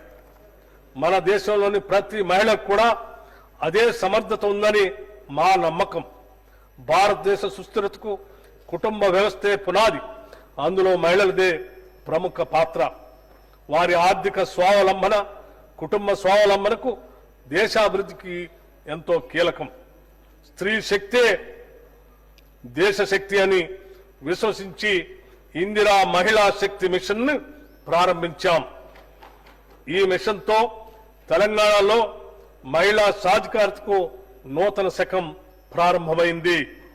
ఈ పథకంలో 20,000 కోట్ల రూపాయల రుణాన్ని అందించాలనే లక్ష్యాన్ని పెట్టుకున్నాం. ఈ లక్ష్యాన్ని కూడా అధిగమించి 21,632 కోట్ల రూపాయలు రుణాల్ని స్వయం సహాయక సంఘాలకు అందించాం. దీని ద్వారా 2.25 లక్షల సూక్ష్మ పరిశ్రమలు స్థాపించబడి మహిళలకు పెద్ద ఎత్తున ఉద్యోగ అవకాశాలు లభించాయి. ఇంతే కాకుండా 214 ఇందిరా మహిళా శక్తి క్యాంటీన్లు కూడా ప్రారంభించాం. 22 ఇందిరా మహిళా శక్తి భవనాలు ఏర్పాటు చేయడానికి ప్రభుత్వం 110 కోట్ల రూపాయలని కేటాయించింది. ఇవి స్వయం సహాయక సంఘాలకు వ్యాపార కేంద్రాలుగా పనిచేస్తూ మహిళలు తమ వ్యాపారాలని విస్తరించుకునేందుకు కీలక భూమిక పోషిస్తాయి. స్వయం సహాయక సంఘాలకు పాఠశాల విద్యార్థుల యూనిఫామ్లు కుట్టే బాధ్యతను కూడా ప్రభుత్వం అప్పగించింది. యూనిఫామ్ కుట్టు ఛార్జీలను జతకు 75 రూపాయలకు పెంచడం జరిగింది. దానివల్ల నేటి వరకు స్వయం సహాయక సంఘాలు 37.5 లక్షల యూనిఫామ్లు కుట్టడం ద్వారా దాదాపు 28 కోట్ల రూపాయల ఆదాయాన్ని సంపాదించాయి. ఇది మహిళలకు స్వయం ఉపాధి అవకాశాలను పెంచడంలో కీలకమైన ముందడుగు. అమ్మ ఆదర్శ పాఠశాల కార్యక్రమం ద్వారా 23,701 మౌలిక సదుపాయాల ప్రాజెక్టులు 634 కోట్ల రూపాయల వ్యయంతో స్వయం సహాయక సంఘాలకు అప్పగించబడ్డాయి. వ్యాపార నిర్వహణలో మహిళలను మరింత ప్రోత్సహించడానికి ప్రతి మండలంలో వారితో రైసు మిల్లులు మరియు మినీ గోదాములు స్థాపించి నిర్వహించే విధంగా సహాయ సహకారాలు అందిస్తాం. ఐకేపీ కేంద్రాల్లో కొన్న ధాన్యాన్ని కూడా ఆ మిల్లుల్లో మిల్లింగ్ చేయించి ఎఫ్సిఐకి సరఫరా చేసే బాధ్యత మహిళా స్వయం సహాయక సంఘాలకి అప్పగిస్తాం. రుణ బీమా పథకం కింద ఒక్కో స్వయం సహాయక సంఘ సభ్యురాలకి 2 లక్షల రూపాయల సహజ మరణ బీమా మరియు 10 లక్షల రూపాయల ప్రమాద బీమా అందించబడుతుంది. తద్వారా స్వయం సహాయక సంఘాల సభ్యులకు ఆర్థిక రక్షణ కల్పించడమే ప్రభుత్వ లక్ష్యం. మహిళలు గొప్ప వ్యాపారవేత్తలుగా రాణించగలరని ఇప్పటికే రుజువైంది. రిటైల్ రవాణా రంగాలలో మహిళా పారిశ్రామికవేత్తలకు కొత్త అవకాశాలు కల్పిస్తున్నాం. ఇప్పటికే 32 మొబైల్ ఫిష్ రిటైల్ అవుట్లెట్లు ఏర్పాటు చేయబడ్డాయి. నారాయణపేటలో తొలి స్వయం సహాయక సంఘాల మహిళలు నడిపే పెట్రోల్ బంక్ 1,23,00,000 రూపాయల పెట్టుబడితో ప్రారంభించబడింది. రాష్ట్ర వ్యాప్తంగా ఇటువంటి మరిన్ని పెట్రోల్ బంకులు ఏర్పాటు చేసేలాగా ప్రభుత్వం ప్రోత్సహిస్తుంది. మండల మహిళా సమాఖ్యల ద్వారా 600 బస్సుల్ని టీజీఆర్టీసీకి అద్దెకు ఇచ్చేందుకు నిర్ణయించాం. ఇప్పటికే 150 బస్సులను అద్దెకు ఇవ్వడం జరిగింది. స్వయం సహాయక సంఘాలకు సోలార్ విద్యుత్ ఉత్పత్తి ప్లాంట్ల స్థాపన నిర్వహణను అప్పగిస్తున్నాం. ఈ సంఘాల ద్వారా రాష్ట్ర వ్యాప్తంగా సోలార్ పవర్ ప్లాంట్లను ఏర్పాటు చేయడానికి SERP, TG REDCO, TG SPDCL మరియు టీజీ ఎన్పీడీసీఎల్ మధ్య అవగాహన ఒప్పందం కుదిరింది. ఈ ప్రాజెక్టు ద్వారా 1000 మెగావాట్ల సోలార్ విద్యుత్ ఉత్పత్తి అవ్వటమే కాకుండా మహిళలకు జీవనోపాధి లభిస్తుంది. 1 కోటి మంది మహిళలకు ఇందిరా మహిళా శక్తి మిషన్ పథకం ద్వారా 1,00,000 కోట్ల రూపాయలు వడ్డీ లేని రుణాల్ని అందిస్తాం. పంచాయతీరాజ్ మరియు గ్రామీణ అభివృద్ధి శాఖకు ఈ బడ్జెట్లో 31,605 కోట్ల రూపాయలు ప్రతిపాదిస్తున్నాం. రాష్ట్రంలోని రెసిడెన్షియల్ పాఠశాల విద్యార్థుల ఆరోగ్యం, సంక్షేమం, భద్రతను మెరుగుపరిచేందుకు, పాఠశాల పనితీరులో లోపాలను గుర్తించేందుకు మహిళా ఐఏఎస్ అధికారులు వాటిని సందర్శించి రాత్రిపూట బస చేసేలా ఆదేశాలు ఇచ్చాం. వాటి పనితీరును మెరుగుపరచడానికి తక్షణమే తీసుకోవాల్సిన చర్యలతో పాటు దీర్ఘకాలిక చర్యలను కూడా సిఫార్సు చేయాలని వారిని ఆదేశించాం. 2024 ఆగస్టులో తెలంగాణ ప్రభుత్వం మహిళల భద్రత కోసం ప్రత్యేక కమిటీని ఏర్పాటు చేసింది. ఈ కమిటీలో మహిళా మంత్రులు, అధికారులు సభ్యులుగా ఉంటారు. ఈ కమిటీ రాష్ట్ర వ్యాప్తంగా మహిళల భద్రతను మెరుగుపరిచేందుకు తక్షణ దీర్ఘకాలిక వ్యూహాలని రూపొందిస్తుంది. రాష్ట్ర ప్రభుత్వం చేపట్టిన కార్యక్రమాలు అన్నింటిలోనూ మహిళలకు పెద్దపీట వేస్తున్నాం. వారి ప్రగతిని దృష్టిలో పెట్టుకొని సంక్షేమ పథకాలన్నింటిలోనూ మహిళల ప్రాధాన్యతను పెంచుతున్నాం. మహిళా శిశు సంక్షేమ శాఖ ఈ బడ్జెట్లో 2,862 కోట్ల రూపాయలు ప్రతిపాదిస్తున్నాం. షెడ్యూల్ కులాలు మరియు షెడ్యూల్ తెగల అభివృద్ధి కోసం తెలంగాణ రాష్ట్రంలో సామాజిక న్యాయం మరియు సమాన అభివృద్ధి పట్ల నిబద్ధతను నిలుపుకునేలా షెడ్యూల్ కులాల ఉపవర్గీకరణ చట్టం చారిత్రాత్మక మైలురాయిగా నిలిచిపోనుంది. తాము ఎన్నాళ్లుగానో ఎదురు చూస్తున్న సమాన హక్కులు, అవకాశాలు దక్కి తమ జీవితాల్లో మార్పు వస్తుందని నమ్మిన వారికి ఇది ఒక వెలుగు రేఖ. ఎస్సీ కులాల ఉపవర్గీకరణ డిమాండ్ చాలా సంవత్సరాలుగా ఉంది. దీని ముఖ్య ఉద్దేశ్యం అత్యంత వెనుకబడిన షెడ్యూల్డ్ కులాల వర్గాలకు న్యాయమైన ప్రాతినిధ్యం, విద్య మరియు ఉపాధి అవకాశాల్లో న్యాయమైన వాటా కల్పించటం. 2024 ఆగస్టు 1న సుప్రీంకోర్టు పంజాబ్ రాష్ట్రం వర్సెస్ దవిందర్ సింగ్ కేసులో ఇచ్చిన చారిత్రాత్మక తీర్పు ఈ సంస్కరణకు న్యాయపరమైన మార్గదర్శకంగా నిలిచింది. ప్రభుత్వం జస్టిస్ షమీం అఖ్తర్ నేతృత్వంలో ప్రత్యేక విచారణ కమిషన్ ఏర్పాటు చేసి ఎస్సీ ఉపకులాల వర్గీకరణపై నివేదికను ఇవ్వమని కోరింది. ఈ కమిషన్ తన నివేదికను రాష్ట్ర ప్రభుత్వానికి సమర్పిస్తూ రాష్ట్రంలోని 59 ఎస్సీ ఉపకులాలను వారి సామాజిక ఆర్థిక వెనుకబడిన స్థాయిని బట్టి 3 వర్గాలుగా విభజించాలని సూచించింది. జస్టిస్ షమీం అఖ్తర్ గారి నివేదికను ఆమోదించి దాని ప్రకారమే ఎస్సీ ఉపకులాల వర్గీకరణ చట్టాన్ని మా ప్రభుత్వం తీసుకొచ్చింది. దేశంలోనే ఈ వర్గీకరణను అమలు చేస్తున్న మొట్టమొదటి రాష్ట్రంగా తెలంగాణ నిలిచింది. ఈ నూతన చట్టం ఎస్సీ ఉపకులాల సాధికారతకు తొలి మెట్టు. ఈ చట్టం దేశవ్యాప్తంగా ఇతర రాష్ట్రాలకు ఆదర్శంగా నిలుస్తూ సామాజిక సమానత్వాన్ని మరింత ముందుకు తీసుకెళ్లే దిక్సూచిగా మారనుంది. ఆదివాసీల గిరిజనుల వైవిధ్య జీవన విధానాన్ని, వారి హక్కుల్ని కాపాడుతూ వారికి అభివృద్ధి ఫలాలు అందేలా కృషి చేస్తున్నాం. గిరిజన అభివృద్ధి కార్యాచరణ ప్రణాళిక ST-SDF ద్వారా గిరిజన ప్రాంతాల్లో వైద్యం, విద్య, జీవనోపాధి వంటి అనేక కీలక రంగాల్లో అభివృద్ధికి నిధులు కేటాయిస్తున్నాం. అంతేకాకుండా ఈ ప్రాంతాల్లో మౌలిక సదుపాయాలను మెరుగుపరిచి వాటిని సమర్థవంతంగా నిర్వహించడం కోసం ప్రభుత్వం చర్యలు తీసుకుంటుంది. గిరిజన అభివృద్ధి కోసం రాష్ట్ర ప్రభుత్వం మొదటిసారిగా ఇందిరా గిరిజల వికాసం అనే ఒక ప్రత్యేక పథకంతో పోడు భూములు సాగు చేసుకునే గిరిజన రైతుల కొరకు సౌర ఆధారిత పంపు సెట్ల ద్వారా సాగునీటిని అందించాలని నిర్ణయించాం.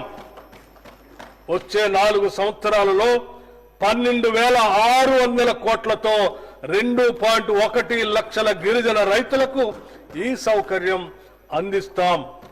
పోడు భూముల్లో అటవీ ఉత్పత్తులకు సంబంధించిన తోటల పెంపకాన్ని ప్రోత్సహిస్తాం.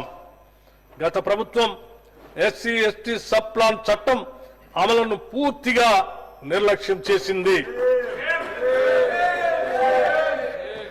2023-24 ఆర్థిక సంవత్సరంలో సబ్ ప్లాన్ చట్టం ప్రకారం ఖర్చు చేయాల్సిన నిధుల్లో ఎస్సీలకు చెందిన 13,617 కోట్లు, ఎస్టీలకు చెందిన 1,317 కోట్ల రూపాయలు ఖర్చు చేయకుండా బకాయి పెట్టింది. మా ప్రభుత్వం ఈ చట్టాన్ని తూచా తప్పకుండా అమలు చేస్తుంది. 2025-26 ఆర్థిక సంవత్సరంలో కేటాయించాల్సిన మొత్తానికి అదనంగా 2023-24కి సంబంధించిన బకాయిలు కూడా కేటాయిస్తున్నాం. SC/ST వర్గాల కోసం చేసిన చట్టాలను గౌరవించి వారికి న్యాయంగా చెందాల్సిన నిధుల్ని అందించడం ఈ వర్గాల పట్ల మా ప్రభుత్వానికి ఉన్న చిత్తశుద్ధికి నిదర్శనం. ఈ బడ్జెట్లో షెడ్యూల్డ్ కులాల సంక్షేమకు 40,232 కోట్ల రూపాయలు మరియు షెడ్యూల్డ్ తెగల సంక్షేమంకు 17,169 కోట్ల రూపాయలు ప్రతిపాదిస్తున్నాం. సమగ్ర సామాజిక ఆర్థిక విద్యా ఉపాధి రాజకీయ మరియు కుల సర్వే సామాజిక ప్రజాస్వామ్యానికి అవసరమైన ప్రణాళికల రూపకల్పనకు మొదటి మెట్టు. మేము చేపట్టిన కులగణన చారిత్రాత్మక అసమానతలను రూపుమాపే లక్ష్యంతో గతంలో ఎన్నడూ చేపట్టని సామాజిక ఆర్థిక విద్యా ఉపాధి రాజకీయ మరియు కుల సర్వేను తెలంగాణ ప్రభుత్వం నిర్వహించింది. కుల ఆధారిత గణన గురించి ఎన్నో దశాబ్దాలుగా డిమాండ్లు కొనసాగుతున్నాయి. సముచిత ప్రాతినిధ్యం మరియు వనరుల సమాన పంపిణీని నిర్ధారించేందుకు ఇది అత్యంత ఆవశ్యకం. ఈ సర్వే రాష్ట్ర చరిత్రలోనే విస్తృతమైన శాస్త్రీయ పారదర్శక డేటా సేకరణ కార్యక్రమంగా నిలిచి మొత్తం 1.12 కోట్ల కుటుంబ వివరాలను సేకరించింది. ఈ సర్వేలో కులం, భూ సంపద, విద్యా స్థాయి, ఉపాధి స్థాయి, రాజకీయ ప్రాతినిధ్యం మరియు ప్రభుత్వ సంక్షేమ పథకాల లబ్ధి వంటి అనేక ప్రధాన అంశాలను సమగ్రంగా సేకరించాం. 96% కవరేజ్తో ఈ సర్వే అత్యంత విజయవంతమైన సామాజిక ఆర్థిక డేటా సేకరణగా దేశంలోనే నిలిచింది. ప్రభుత్వ సంక్షేమ పథకాలు అర్హులైన లబ్ధిదారులకు చేరేందుకు సమర్థవంతమైన పాలనకు ఈ సర్వే కీలక డేటాను అందించింది. రానున్న పంచాయతీ ఎలక్షన్లలో వెనుకబడిన తరగతుల వారికి వారి జనాభాకి అనుగుణంగా రిజర్వేషన్లు అందించడానికి అవకాశం ఏర్పడింది. ఈ డేటా భవిష్యత్తులో సంక్షేమ పథకాలు, రిజర్వేషన్లు మరియు సమగ్ర ఆర్థిక అభివృద్ధి విధానాల రూపకల్పనకు ఆధారంగా మారనుంది. సంక్షేమ పథకాల్లో బీసీలకు ఇతర శాఖల నుండి కూడా కేటాయింపులు చేసి మరియు ఖర్చు చేయడం జరుగుతుంది. పశుసంవర్ధక శాఖ ద్వారా చేపల పెంపకానికి, పరిశ్రమల శాఖ ద్వారా చేనేత కార్మికులకు చీరల పంపిణీ కోసం, వ్యవసాయ శాఖ ద్వారా రైతు భరోసా మరియు రుణమాఫీ పథకాల కింద వేల కోట్ల రూపాయలు వీరి కోసం ఖర్చు చేయటం జరుగుతుంది. వెనుకబడిన తరగతుల సంక్షేమ శాఖకు ఈ బడ్జెట్లో 11,405 కోట్ల రూపాయలు ప్రతిపాదిస్తున్నాం. రాష్ట్రంలోని చేనేత, మరమగ్గాల కార్మికుల సంక్షేమం, సమగ్ర అభివృద్ధి కోసం తెలంగాణ ప్రభుత్వం చేనేత అభయహస్తం పథకాన్ని అమలు చేస్తుంది. ఈ పథకం ద్వారా తెలంగాణ నేతన్న పొదుపు నిధి, తెలంగాణ నేతన్న భద్రత, నేతన్న బీమా, తెలంగాణ నేతన్నకు భరోసాలను అమలు చేస్తున్నాం. 2018 నుండి 2022 వరకు మరమగ్గ కార్మికులకు బకాయి పడ్డ 10% నూలు సబ్సిడీ కింద 37,49,00,000 రూపాయలను ఈ సంవత్సరంలో విడుదల చేశాం. చేనేత కార్మికుల కోసం రాజన్న సిరిసిల్ల, వేములవాడలో 50 కోట్ల రూపాయల కార్పస్ ఫండ్తో నూలు డిపోని ఏర్పాటు చేశాం. రాష్ట్రంలో స్వయం సహాయక సంఘాల్లో ఉన్న 64.7 లక్షల మంది సభ్యులకు ఏటా 2 నాణ్యమైన చీరలు ఇవ్వాలని నిర్ణయించాం. ఈ చీరలను తయారు చేసే బాధ్యత మన రాష్ట్ర నేతన్నలకే అప్పగించాలని కూడా నిర్ణయించాం. చేనేత రంగానికి ఈ బడ్జెట్లో 371 కోట్ల రూపాయలు ప్రతిపాదిస్తున్నాం. రాష్ట్రంలో మైనార్టీల భద్రతకు, సంక్షేమానికి మా ప్రభుత్వం ప్రాధాన్యతనిస్తుంది. రాష్ట్ర ప్రభుత్వం నిర్మించబోయే యంగ్ ఇండియా రెసిడెన్షియల్ స్కూల్స్ లో వివిధ ప్రాంతాల్లో ఉన్న మైనార్టీ రెసిడెన్షియల్ స్కూల్స్ కూడా అంతర్భాగం అవుతాయి. తద్వారా మైనార్టీ విద్యార్థులకు కూడా ఇతర విద్యార్థులతో పాటు అత్యుత్తమ విద్యను అభ్యసించే అవకాశం కలుగుతుంది. ముస్లిం సోదరులు అతి పవిత్రంగా భావించే హజ్ యాత్రకు తగిన నిధులు కేటాయించాం. హజ్ 2024 యాత్రకు 11,446 మంది వెళ్లటం తెలంగాణ చరిత్రలో ఒక రికార్డు. రాజీవ్ యువ వికాసంలో భాగంగా మైనార్టీ సోదరీమణులకి 840 కోట్ల రూపాయలతో స్వయం ఉపాధి పథకాలు చేపడతాం. మైనార్టీ సంక్షేమ శాఖకు ఈ బడ్జెట్లో 3,591 కోట్ల రూపాయలు ప్రతిపాదిస్తున్నాం. ఎంఎస్ఎంఈ పాలసీ ద్వారా సూక్ష్మ, చిన్న, మధ్యతరహా పరిశ్రమలు ఎదుర్కొంటున్న కీలక సవాళ్లను పరిష్కరించే లక్ష్యంతో ఎంఎస్ఎంఈ పాలసీ 2024ను తెలంగాణ ప్రభుత్వం తీసుకొని వచ్చింది. రాబోయే 5 ఏళ్లలో ఎంఎస్ఎంఈల అభివృద్ధి కోసం 4,000 కోట్ల రూపాయలు ఖర్చు చేసి 25,000కు పైచిలుకు కొత్త ఎంఎస్ఎంఈ పరిశ్రమలను స్థాపించడానికి లక్ష్యంగా పెట్టుకున్నాం. ఈ పాలసీతో స్వయం సహాయక బృందాలు ఎంఎస్ఎంఈలుగా మారేందుకు అన్ని దశల్లో సహాయం అందిస్తాం. నూతన పారిశ్రామిక పార్కుల్లో 5% ప్లాట్లు మహిళా పారిశ్రామికవేత్తలకి, 17% SC/ST పారిశ్రామికవేత్తలకి కేటాయించాలని నిర్ణయించాం. ప్రభుత్వం SC/ST పారిశ్రామికవేత్తలకి 50 లక్షల రూపాయల పరిమితికి లోబడి 50% వరకు భూమి ధరలో రాయితీని ఇస్తుంది.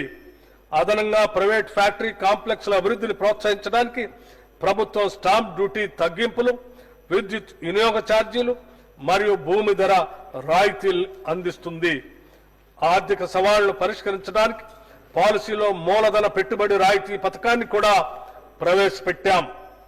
మెగా మాస్టర్ ప్లాన్ 2050 నాటికి తెలంగాణ రాష్ట్రం అంతటా పారిశ్రామిక అభివృద్ధి జరగాలనే లక్ష్యంతో మెగా మాస్టర్ ప్లాన్ 2050 పాలసీని ప్రభుత్వం రూపొందించింది.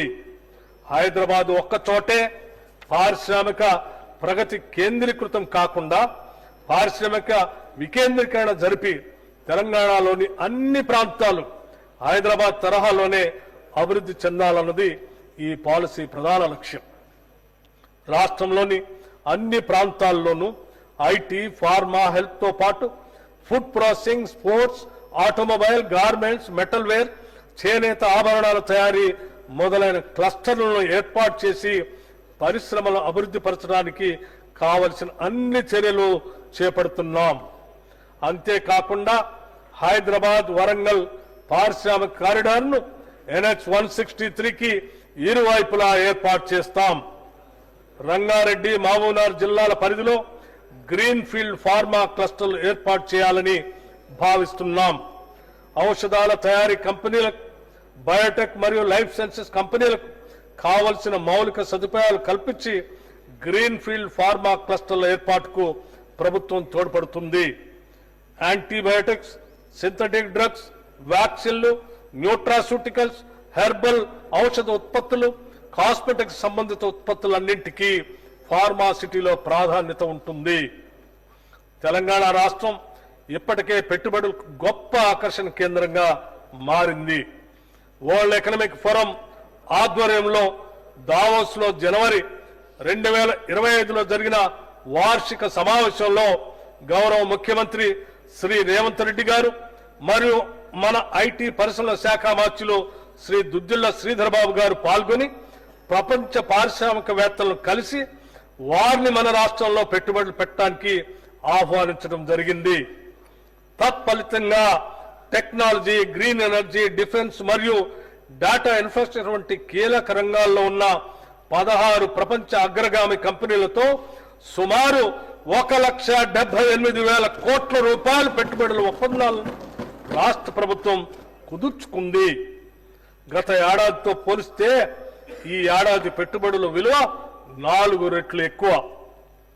అమెరికా, సౌత్ కొరియా మరియు సింగపూర్ దేశాల పర్యటనలో గౌరవ ముఖ్యమంత్రి మరో 14,900 కోట్ల రూపాయల పెట్టుబడుల ఒప్పందాన్ని కుదుర్చుకున్నారు. పరిశ్రమల శాఖకు ఈ బడ్జెట్లో 3,527 కోట్ల రూపాయలు ప్రతిపాదిస్తున్నాము. ఇన్ఫర్మేషన్ టెక్నాలజీ మరియు ఐటీ ఆధారిత సేవలకు సంబంధించిన సేవా రంగం అభివృద్ధికి దోహదపడితే సానుకూల ప్రభుత్వ కీలక నిర్ణయాల ఫలితంగా ఇన్ఫర్మేషన్ టెక్నాలజీ రంగం గత సంవత్సరంగా ఎంతో అభివృద్ధి చెందింది. కృత్రిమ మేధ, బ్లాక్ చైన్ వంటి కటింగ్ ఎడ్జ్ టెక్నాలజీలకు ప్రాధాన్యత ఇస్తూ ఆధునిక ప్రక్రియల అభివృద్ధికి ప్రభుత్వం విశేషంగా కృషి చేస్తుంది. రాష్ట్ర ప్రభుత్వం గత సంవత్సరం సెప్టెంబర్ నెలలో ఆర్టిఫిషియల్ ఇంటెలిజెన్స్ గ్లోబల్ సమ్మిట్ 2024ను అత్యంత ప్రతిష్టాత్మకంగా నిర్వహించింది. యుఎస్ఏ, యూకే, నెదర్లాండ్, మలేషియాతో పాటు దాదాపు 100 దేశాల కంపెనీ యజమానులు, ఆర్టిఫిషియల్ ఇంటెలిజెన్స్ నిపుణులు, స్టార్టప్లు, విద్యార్థులతో సహా 10,000 మంది ప్రతినిధులు ఈ సమ్మిట్ కి హాజరైనారు. Nvidia, Microsoft, Amazon web services, CDAC వంటి కీలకమైన ఏఐ కంపెనీలతోనూ ఇతర స్టార్టప్లతోనూ ప్రభుత్వం 20 అవగాహన ఒప్పందాలను కుదుర్చుకుంది. తెలంగాణని ఏఐ టెక్నాలజీలో అగ్రభాగాన నిలిపేందుకు ఏఐ స్ట్రాటజిక్ రోడ్ మ్యాప్ ని ఆవిష్కరించాం.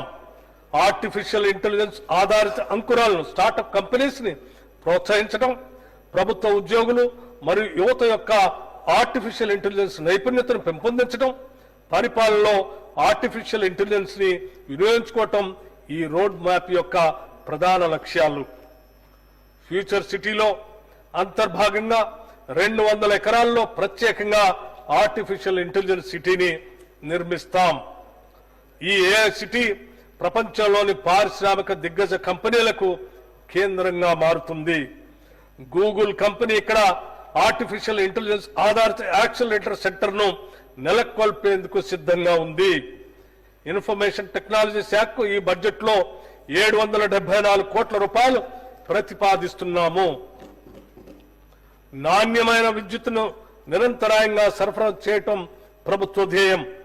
సాంప్రదాయ ఇంధన వనరులను ఒక పక్క వినియోగించుకుంటేనే సాంప్రదాయేతర ఇంధన వనరుల వినియోగంపై దృష్టి సారించడం ద్వారా విద్యుత్ ఉత్పత్తి సామర్థ్యాన్ని పెంచాలన్నది మా ప్రభుత్వ లక్ష్యం. తెలంగాణ విద్యుత్ వినియోగంలో విశేషమైన వృద్ధిని సాధించింది. అంతేకాకుండా మన ట్రాన్స్కో తక్కువ సరఫరా నష్టాలతో దేశంలోని అగ్రగామి విద్యుత్ సంస్థల్లో ఒకటిగా నిలిచింది. ఈ సంవత్సరం తెలంగాణ గరిష్ట విద్యుత్ డిమాండ్ 16,918 మెగావాట్లకు చేరుకున్నా మనం ప్రజలకు నిరంతర విద్యుత్ సరఫరా అందించగలిగాము. పునరుత్పాదక విద్యుత్ ఆవశ్యకతను గుర్తించి తెలంగాణ ప్రభుత్వం clean and green energy policy 2025ని ప్రకటించింది. ఈ విధానం ప్రకారం 2030 నాటికి 20,000 మెగావాట్లు మరియు 2035 నాటికి 40,000 మెగావాట్ల పునరుత్పాదక విద్యుత్ని అదనంగా ఉత్పత్తి చేయాలని లక్ష్యంగా పెట్టుకుంది. గ్రిడ్ స్థిరత్వాన్ని మెరుగుపరిచేందుకు శంకర్పల్లి వద్ద 250 మెగావాట్లు oblique 500 megahertz battery energy storage సిస్టమ్ను ఏర్పాటుకు నిర్ణయం తీసుకున్నాం. సింగరేణి సంస్థ, Telangana renewable energy development corporation సంయుక్తంగా జియోథర్మల్ విద్యుత్ ఉత్పత్తిని సాధించడానికి ప్రయత్నాలు చేస్తున్నాం. రైతులకు అందించే ఉచిత విద్యుత్ కోసం రాష్ట్ర ప్రభుత్వం 11,500 కోట్ల రూపాయల సబ్సిడీ రూపంలో విద్యుత్ ఉత్పత్తి సంస్థలకి కేటాయిస్తుంది. అదనంగా గృహజ్యోతి పథకం కింద 200 యూనిట్ల వరకు 50 లక్షల కుటుంబాలకు మరియు రాష్ట్రంలోని 30,000 ప్రభుత్వ విద్యా సంస్థలకి ఉచిత విద్యుత్ అందిస్తున్నాం. ఈ పథకాల కోసం ఈ బడ్జెట్లో 3,000 కోట్ల రూపాయలు కేటాయించడం జరిగింది. నల్గొండ జిల్లా దామరచర్ల మండలం వేర్లపాలెం గ్రామంలో టీజీ జెన్కో ఆధ్వర్యంలో యాదాద్రి థర్మల్ పవర్ ప్లాంట్ నిర్మాణానికి కావలసిన పర్యావరణ అనుమతుల గురించి గత ప్రభుత్వం పట్టించుకోకపోవటం వల్ల తీవ్ర జాప్యం జరిగింది. మా ప్రభుత్వం కృషి చేసి అనుమతులు సాధించి 2 యూనిట్ల విద్యుత్ ఉత్పత్తిని ప్రారంభించింది. 2025 మే నాటికి అన్ని 5 యూనిట్లలో విద్యుత్ ఉత్పత్తి చేయడానికి అవసరమైన చర్యలు తీసుకుంటున్నాం. ప్రజలకు మెరుగైన విద్యుత్ సేవలు అందించేందుకు దేశంలో ఎక్కడా లేని విధంగా విద్యుత్ అంబులెన్స్ సర్వీసెస్ ను ప్రభుత్వం ప్రారంభించింది. ఎక్కడైనా ఏదైనా కారణంతో విద్యుత్ సమస్య ఉత్పన్నమైతే ఫిర్యాదు చేయడానికి 1912 టోల్ ఫ్రీ నెంబర్ను ఏర్పాటు చేశాం. ఫిర్యాదు అందిన వెంటనే విద్యుత్ అంబులెన్స్ లో సిబ్బంది అక్కడికి చేరుకొని సమస్యను పరిష్కరిస్తారు. ఈ అంబులెన్స్ లో ఒక అసిస్టెంట్ ఇంజనీర్, 3 లైన్మెన్లు 24 గంటల పాటు అందుబాటులో ఉంటారు. దీంట్లో ఒక ట్రాన్స్ఫార్మర్, థర్మల్ విజన్ కెమెరాలు, కేబుల్స్, రక్షణ పరికరాలు మరియు మరమ్మతుకు అవసరమైన ఇతర పరికరాలు కూడా ఉంటాయి. హైదరాబాద్ లో 57 సబ్ డివిజన్లకు ఒక్కో వాహనం కేటాయించాం. త్వరలో ఈ వినూత్న సదుపాయాన్ని రాష్ట్రమంతా విస్తరిస్తాం. విద్యుత్ శాఖకి బడ్జెట్లో 21,220 కోట్ల రూపాయలు ప్రతిపాదిస్తున్నాం. తెలంగాణ ప్రభుత్వం ఆరోగ్య రంగాన్ని మరింత బలోపేతం చేసేందుకు విప్లవాత్మక సంస్కరణలు చేపట్టింది. 2023 డిసెంబర్ నుండి ప్రభుత్వం వివిధ ఆసుపత్రులకి ఆరోగ్యశ్రీ పథకం కింద 1,215 కోట్ల రూపాయలను విడుదల చేసింది. ఇది గత సంవత్సరాల కేటాయింపు కంటే 50% అధికం. దీని ద్వారా 2.84 కోట్ల మంది పౌరులకు నిరంతర వైద్య సేవలు అందేలా చర్యలు తీసుకుంది. జాతీయ ఆరోగ్య మిషన్ కింద మన రాష్ట్రానికి అధిక నిధులు రాబట్టేందుకు వీలుగా మన రాష్ట్ర వాటా క్రమం తప్పకుండా సకాలంలో విడుదల చేసి గతం కంటే ఎక్కువ నిధులు పొందగలిగాం. రాష్ట్ర వ్యాప్తంగా 102 కేంద్రాల ద్వారా ఉచిత డయాలసిస్ సేవలు అందించబడుతున్నాయి. దీని ద్వారా 1,00,000కు పైగా రోగులకు ప్రయోజనం చేకూరి 948 కోట్ల రూపాయల మేరకు ప్రజలపై ఆర్థిక భారం తగ్గింది. ఈ సేవలు మరింత విస్తరించేందుకు వీలుగా 95 కొత్త డయాలసిస్ కేంద్రాలను మంజూరు చేయటం జరిగింది. అత్యవసర వైద్య సహాయాన్ని బలోపేతం చేయడానికి అంబులెన్స్ సేవలు అందుబాటులో లేని మండలాల్లో 136 కొత్త అంబులెన్స్ని ప్రవేశపెట్టాం. వైద్య, విద్య మరియు ఆసుపత్రుల మౌలిక సదుపాయాలు విస్తృతంగా అభివృద్ధి చేస్తున్నాం. నూతన వైద్య కళాశాలలో 400 అదనపు MBBS సీట్లు అందుబాటులోకి వచ్చాయి. అదేవిధంగా 16 నూతన నర్సింగ్ కళాశాలలు మరియు 28 అనుబంధ హెల్త్ సైన్స్ కళాశాలల ద్వారా ప్రతి సంవత్సరం 2640 మంది విద్యార్థులకి అదనంగా వైద్య విద్యను అభ్యసించేందుకు అవకాశం లభించనుంది. 100 ఏళ్లకు పైగా చరిత్ర గల శిథిలావస్థలో ఉన్న ఉస్మానియా ఆసుపత్రికి తిరిగి పూర్వ వైభవం కలిగించేందుకు 27 ఎకరాల విస్తీర్ణంలో 2700 కోట్ల రూపాయల వ్యయంతో అత్యాధునిక వైద్య సదుపాయాలు కలిగిన నూతన భవన నిర్మాణానికి శంకుస్థాపన చేశాం. వైద్య ఆరోగ్య శాఖకి ఈ బడ్జెట్ లో 12,399 కోట్ల రూపాయలు ప్రతిపాదిస్తున్నాం. దేశంలోనే అత్యంత వేగంగా పట్టణీకరణ తెలంగాణలో జరుగుతుంది. పలు ఐటీ పరిశ్రమల ఏర్పాటు, మౌలిక సదుపాయాల విస్తరణ, ప్రభుత్వం చేపట్టే విప్లవాత్మక చర్యలు దీనికి దోహదపడుతున్నాయి. హైదరాబాద్ తో పాటు తరువాత స్థాయి నగరాలైన వరంగల్, నిజామాబాద్, ఖమ్మం కూడా అభివృద్ధి పరుస్తున్నాం. వరంగల్ను విద్య, వైద్య మరియు ఐటీ కేంద్రంగాను, నిజామాబాద్, ఖమ్మంలో వ్యవసాయ ఆధారిత పరిశ్రమలకు తయారీ రంగానికి కేంద్రాలుగా తీర్చిదిద్దుతాం.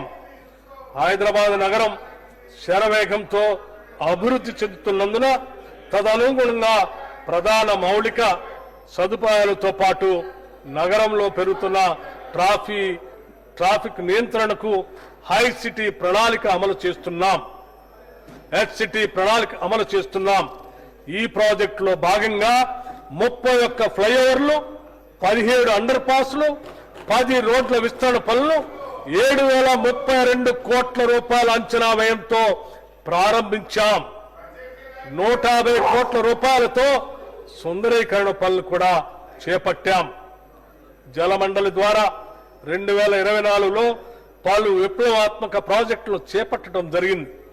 ఉస్మాన్ సాగర్, హిమాయత్ సాగర్ జలాశయాలపై మొత్తం 20 MLD సామర్థ్యం కలిగిన 4 మురుగునీటి శుద్ధి కేంద్రాల నిర్మాణం చేపట్టాం. మూసీ ప్రక్షాళనలో భాగంగా Godavari drinking water supply scheme కింద గోదావరి జలాలతో ఉస్మాన్ సాగర్, హిమాయత్ సాగర్ జలాశయాలను నింపి వాటిని పునరుజ్జీవింప చేయడానికి అవసరమైన పనులు చేపడుతున్నాం. గత కొన్ని దశాబ్దాల కాలంగా ఎప్పుడూ పట్టించుకొని మ్యాన్ హోల్స్ పూడిక తీత పనులు ఒక స్పెషల్ డ్రైవ్ గా జలమండలి చేపట్టింది. 3,025 కిలోమీటర్ల మురుగునీటి లైన్లు శుభ్రం చేసి 2.39 లక్షల మ్యాన్ హోల్స్ లో పూడిక తీత పూర్తి చేయడం జరిగింది. ఫలితంగా ఇప్పటి వరకు మురుగునీటి వ్యవస్థకు సంబంధించిన ఫిర్యాదులు 20% మాత్రమే శాతానికి పైగా తగ్గాయి. ORR ఫేజ్ 2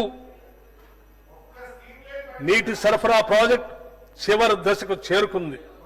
దీని ద్వారా HMDA పరిధిలో విస్తరించిన పట్టణ ప్రాంతాలకు తాగునీరు అందించబడుతుంది. పట్టణాల్లో వరద సమస్యలు ఎదుర్కోవటానికి ప్రభుత్వం సమగ్ర నీటిపారుదల వ్యవస్థను అభివృద్ధి చేస్తుంది. హైదరాబాద్ లో వరద నీటిని నివారించేందుకు 5,942 కోట్ల రూపాయల వ్యయంతో సమగ్ర వరద నీరు పారుదల ప్రాజెక్ట్ ని మంజూరు చేయటం జరిగింది. రాష్ట్రంలో కొత్తగా ఏర్పాటు చేసిన పురపాలక సంఘాలు, పట్టణాభివృద్ధి సంస్థల్లో మౌలిక సదుపాయాల కల్పన మరియు అభివృద్ధి కొరకు 4,500 కోట్ల రూపాయలతో ప్రణాళిక సిద్ధం చేశాం. ఈ మొత్తాన్ని వచ్చే 3 ఏళ్లలో ఖర్చు చేసి వాటికి కావలసిన సౌకర్యాలు కల్పిస్తాం. రాష్ట్రానికే కాదు దేశానికే తలమానికంగా ఉండే మొట్టమొదటి నెట్ జీరో ఫ్యూచర్ సిటీని రూపొందించే దిశలో ప్రభుత్వం ఉంది. ప్రపంచంలోని అత్యుత్తమ నగరాలతో పోటీ పడేలా కాలుష్య రహితంగా, అత్యంత ఆధునికంగా, సకల సదుపాయాల కల్పనతో ఇది రూపొందుతుంది.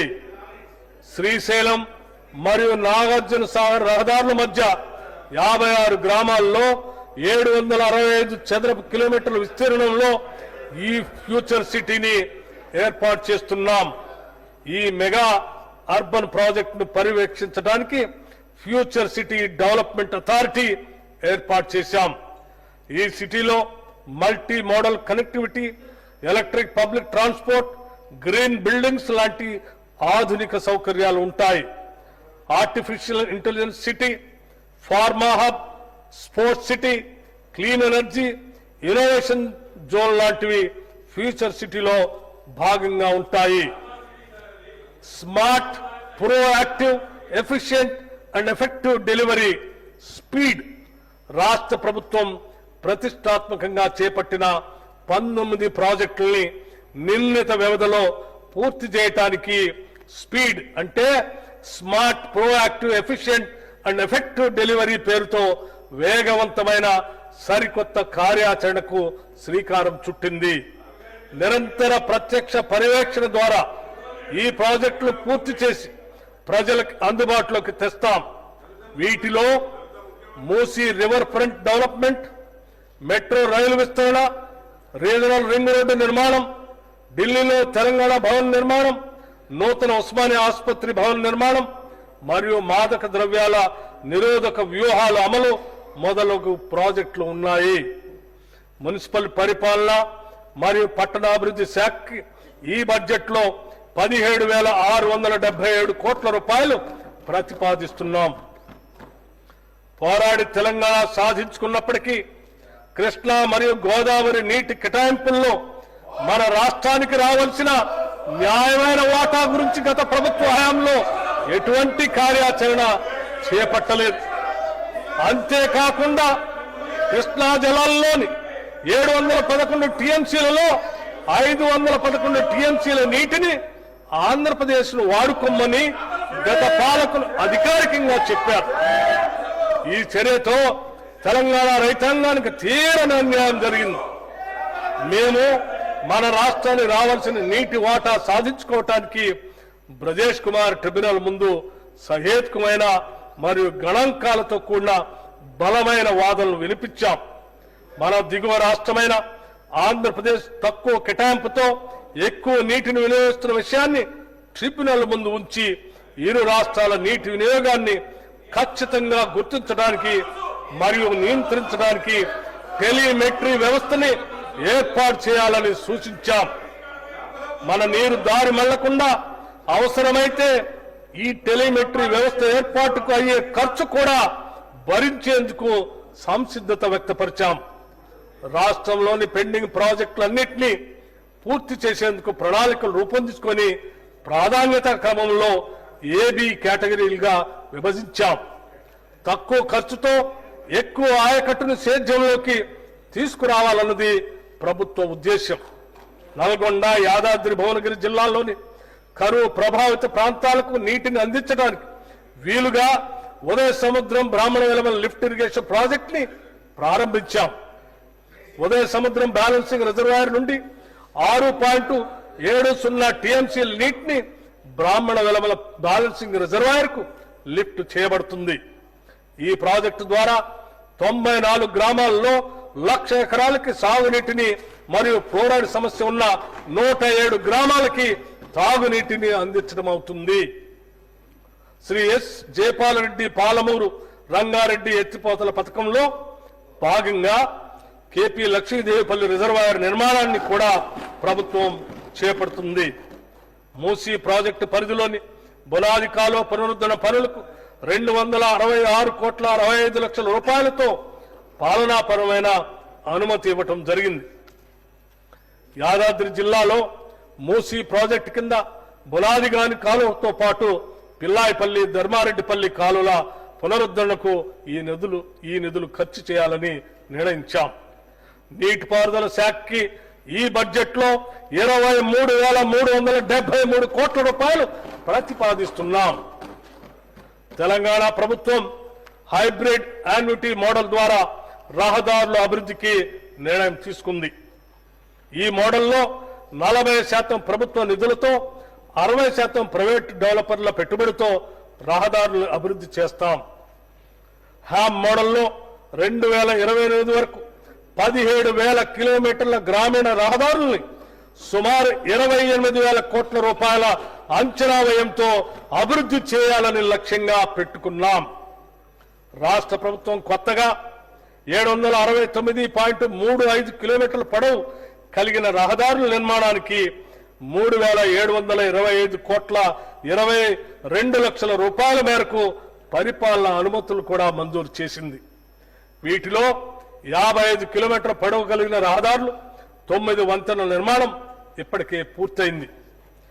రాష్ట్రంలో గ్రామీణ ప్రాంతాల అనుసంధానం వీలుగా ప్రతి పంచాయతీకి బీటీ రోడ్డు ఉండేలా రోడ్ల నిర్మాణం చేపట్టాం. గ్రామీణ ప్రాంతాల్లో పాడైపోయిన రహదారుల మరమ్మతులు పెద్ద ఎత్తున చేపట్టడం జరిగింది. 12 జిల్లా కేంద్రాల్లో కోర్టు భవన సముదాయాల నిర్మాణానికి 972 కోట్ల రూపాయలతో పాలనాపరమైన అనుమతులను మంజూరు చేశాం. రాష్ట్ర ప్రభుత్వం విశేష కృషి వల్ల ఎంతో కాలంగా అపరిష్కృతంగా ఉన్న వరంగల్ జిల్లా మామునూరు ఎయిర్పోర్టు నిర్మాణానికి కేంద్ర ప్రభుత్వం అనుమతులు ఇచ్చింది. ఇప్పటికే దీనికి కావలసిన 253 ఎకరాల భూసేకరణకు నిధులు మంజూరు చేశాం. హైదరాబాద్ నగరానికి నలువైపులా జాతీయ రహదారి నెట్వర్క్ లో ఉన్న లోటును పూడ్చడానికి రీజనల్ రింగ్ రోడ్డు ప్రణాళిక రూపొందించబడింది. ఈ రహదారిని ఎక్స్ప్రెస్ వే ప్రమాణాలతో అభివృద్ధి చేయాలని మొదటగా 4 లేన్లుగా నిర్మించి భవిష్యత్తులో ట్రాఫిక్ కి అనుగుణంగా 8 లేన్లకు విస్తరిస్తాం. ఈ ప్రాజెక్టు నిర్మాణంలో ఉత్తర భాగ భూసేకరణ ప్రక్రియ ఇప్పటికే ప్రారంభమైంది. దక్షిణ భాగానికి సమగ్ర ప్రాజెక్ట్ రిపోర్ట్ తయారీకి NHAI కన్సల్టెంట్లని నియమించింది. ఈ ప్రాజెక్ట్ ని తెలంగాణ అభివృద్ధికి గేమ్ చేంజర్ గా ప్రభుత్వం పరిగణిస్తుంది. రోడ్డు మరియు భవనాల శాఖ ఈ బడ్జెట్ లో 5,907 కోట్ల రూపాయలు ప్రతిపాదిస్తున్నాం. తెలంగాణ రాష్ట్రంలో పర్యాటక రంగం అభివృద్ధికి ప్రభుత్వం నూతన టూరిజం పాలసీని ఆవిష్కరించింది. GSTBలో పర్యాటక రంగం వాటాని 10% పెంచడం, 15,000 కోట్ల రూపాయల పెట్టుబడులను ఆకర్షించి 3 లక్షల ఉద్యోగాలను సృష్టించడంతో పాటు 2030 నాటికి 10 కోట్ల దేశీయ పర్యాటకులు, 5 లక్షల అంతర్జాతీయ పర్యాటకుల్ని ఆకర్షించడం ఈ పాలసీ యొక్క ప్రధాన ఉద్దేశం. ఈ పాలసీలో భాగంగా రాష్ట్రంలో 27 ప్రత్యేక పర్యాటక ప్రాంతాలను అభివృద్ధి చేయడంతో పాటు రాజీవ్ గాంధీ అంతర్జాతీయ విమానాశ్రయం, రీజనల్ రింగ్ రోడ్ సమీపంలో మౌలిక వసతులను అభివృద్ధి చేయటం జరుగుతుంది. గోదావరి, కృష్ణా నదులపై జట్టీలు, లాంచ్ స్టేషన్లు, వాటర్ స్పోర్ట్స్, హౌస్ బోట్లు, నదీ ఉత్సవాలను ప్రోత్సహిస్తూ పర్యాటక రంగంలో పెట్టుబడులకి మూలధన సబ్సిడీలు, భూమి వినియోగ మార్పిడికి సంబంధించిన రాయితీలు ఇవ్వబడతాయి.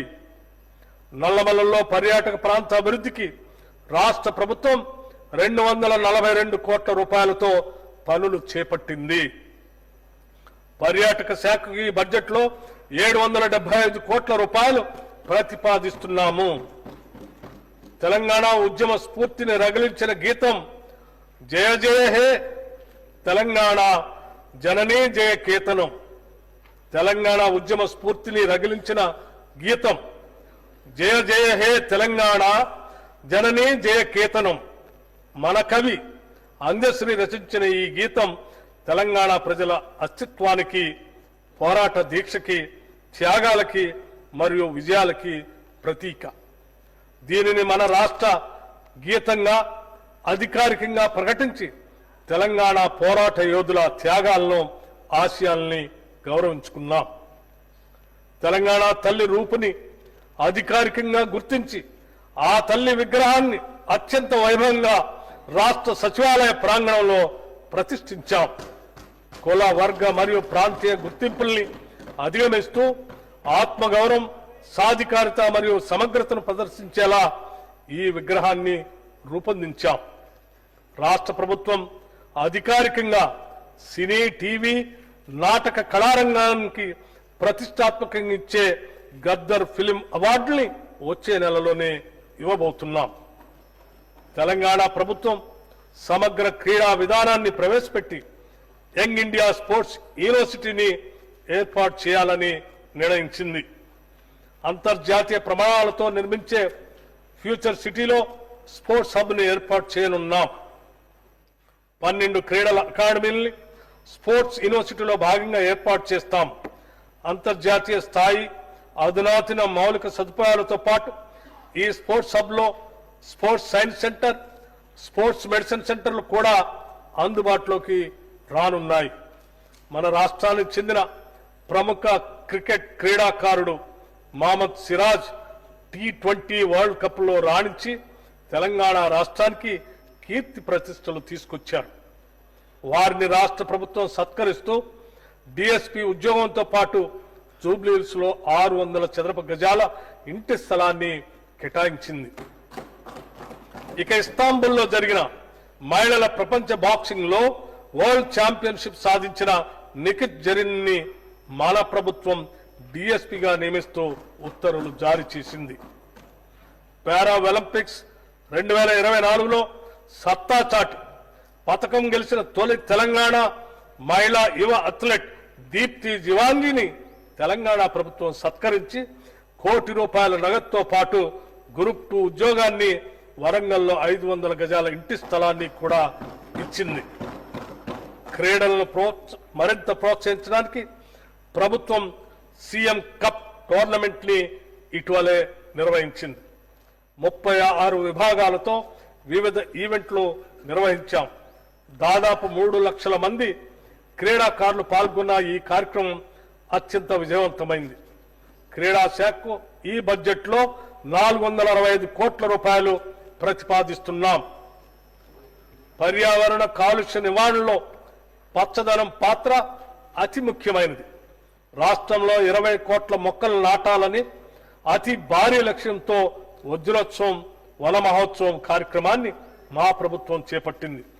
ఇప్పటి వరకు 18.71 కోట్ల మొక్కలు నాటడం జరిగింది. కవ్వాల్ టైగర్ రిజర్వ్ భాగంలో ఉన్న 2 గ్రామాల ప్రజలకు పునరావాసం కూడా కల్పించాం. తెలంగాణ అటవీ అభివృద్ధి సంస్థ ఆధ్వర్యంలో అమరాబాద్లో అటవీ అతిథి గృహాల అభివృద్ధి, సఫారీ సేవలు, ట్రెక్కింగ్ మార్గాలు, సోమశిల వద్ద బోటింగ్ మరియు క్యారవాన్ క్యాంపింగ్ సదుపాయాల కల్పన చేపట్టాం.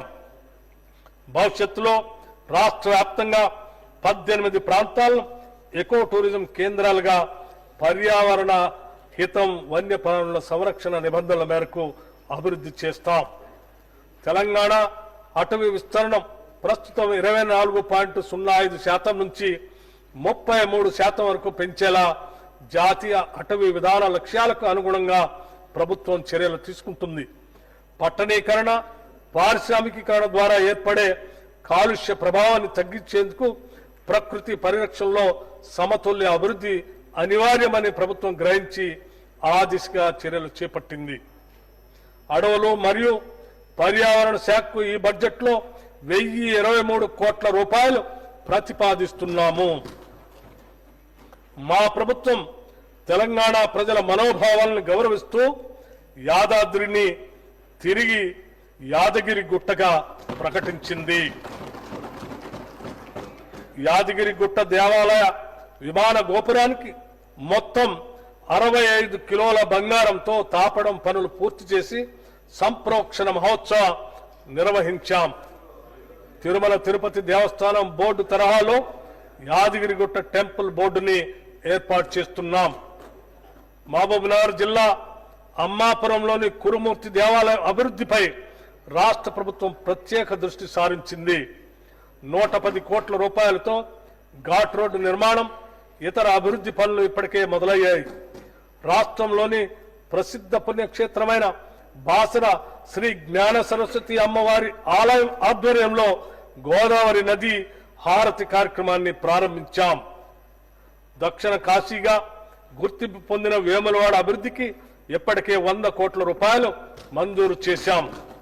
దానికి సంబంధించిన పనులు త్వరితగతిన పూర్తి చేస్తాం. దేవాదాయ శాఖకు ఈ బడ్జెట్లో ₹190 కోట్ల ప్రతిపాదిస్తున్నాం. న్యాయం మరియు చట్ట వ్యవస్థ పరిరక్షణ అనేది రాష్ట్రంలో అభివృద్ధి మరియు సంక్షేమ కార్యక్రమాల అమలుకు అత్యంత ఆవశ్యకం. ప్రభుత్వం ప్రధానంగా టెక్నాలజీ ఆధారిత పోలీసింగ్ పై దృష్టి పెట్టి పౌరులకు పారదర్శకంగా మరియు స్నేహపూర్వకంగా వేగవంతమైన మరియు సమర్థవంతమైన సేవలు అందించేందుకు అవసరమైన మౌలిక సదుపాయాల్ని అభివృద్ధి చేస్తుంది.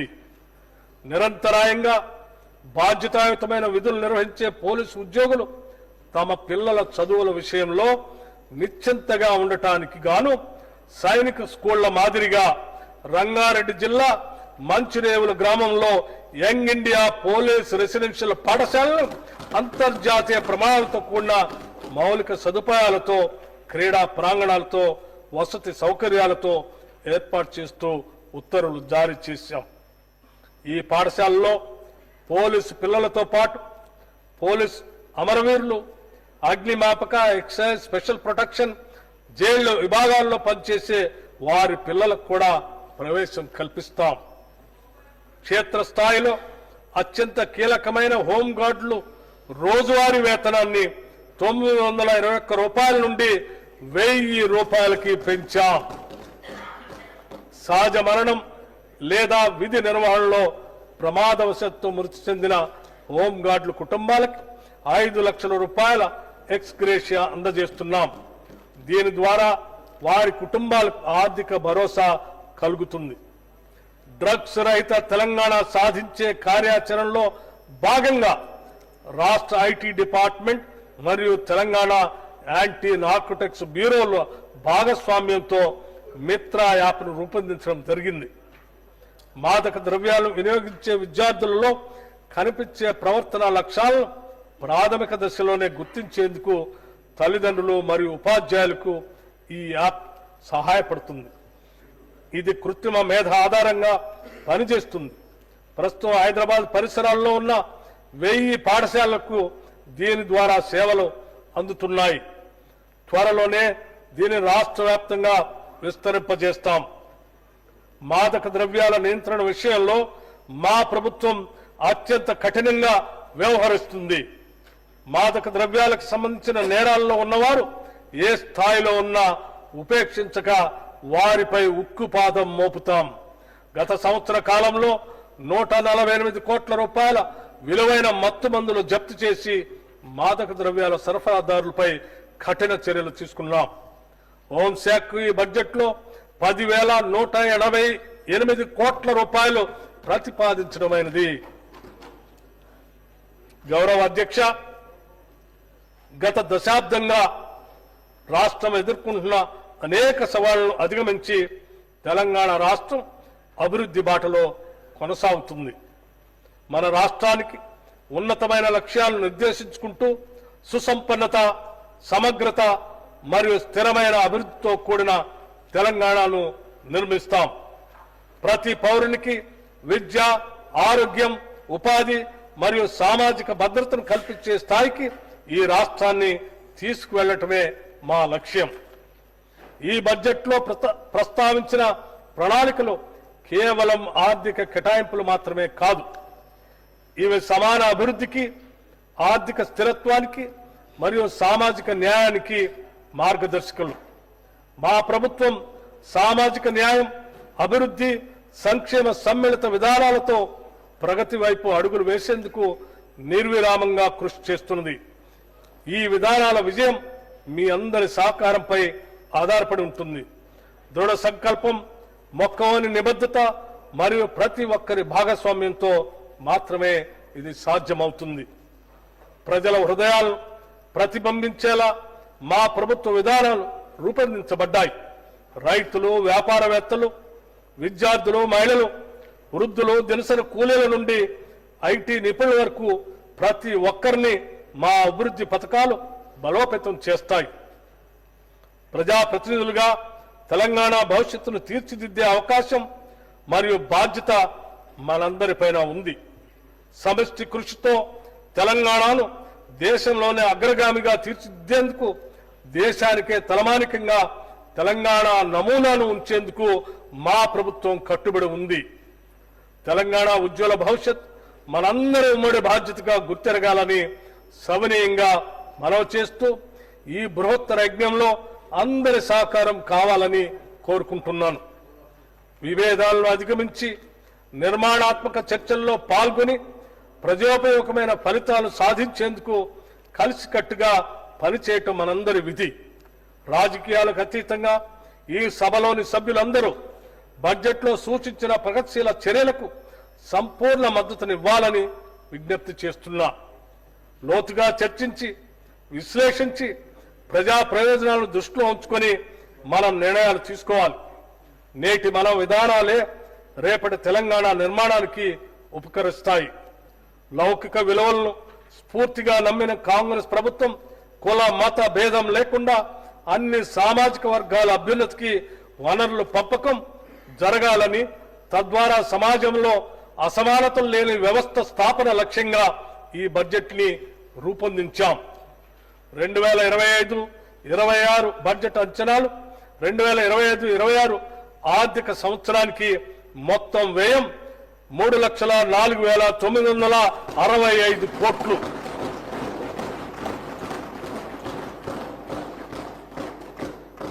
రెవెన్యూ వ్యయం 2,26,982 కోట్లు.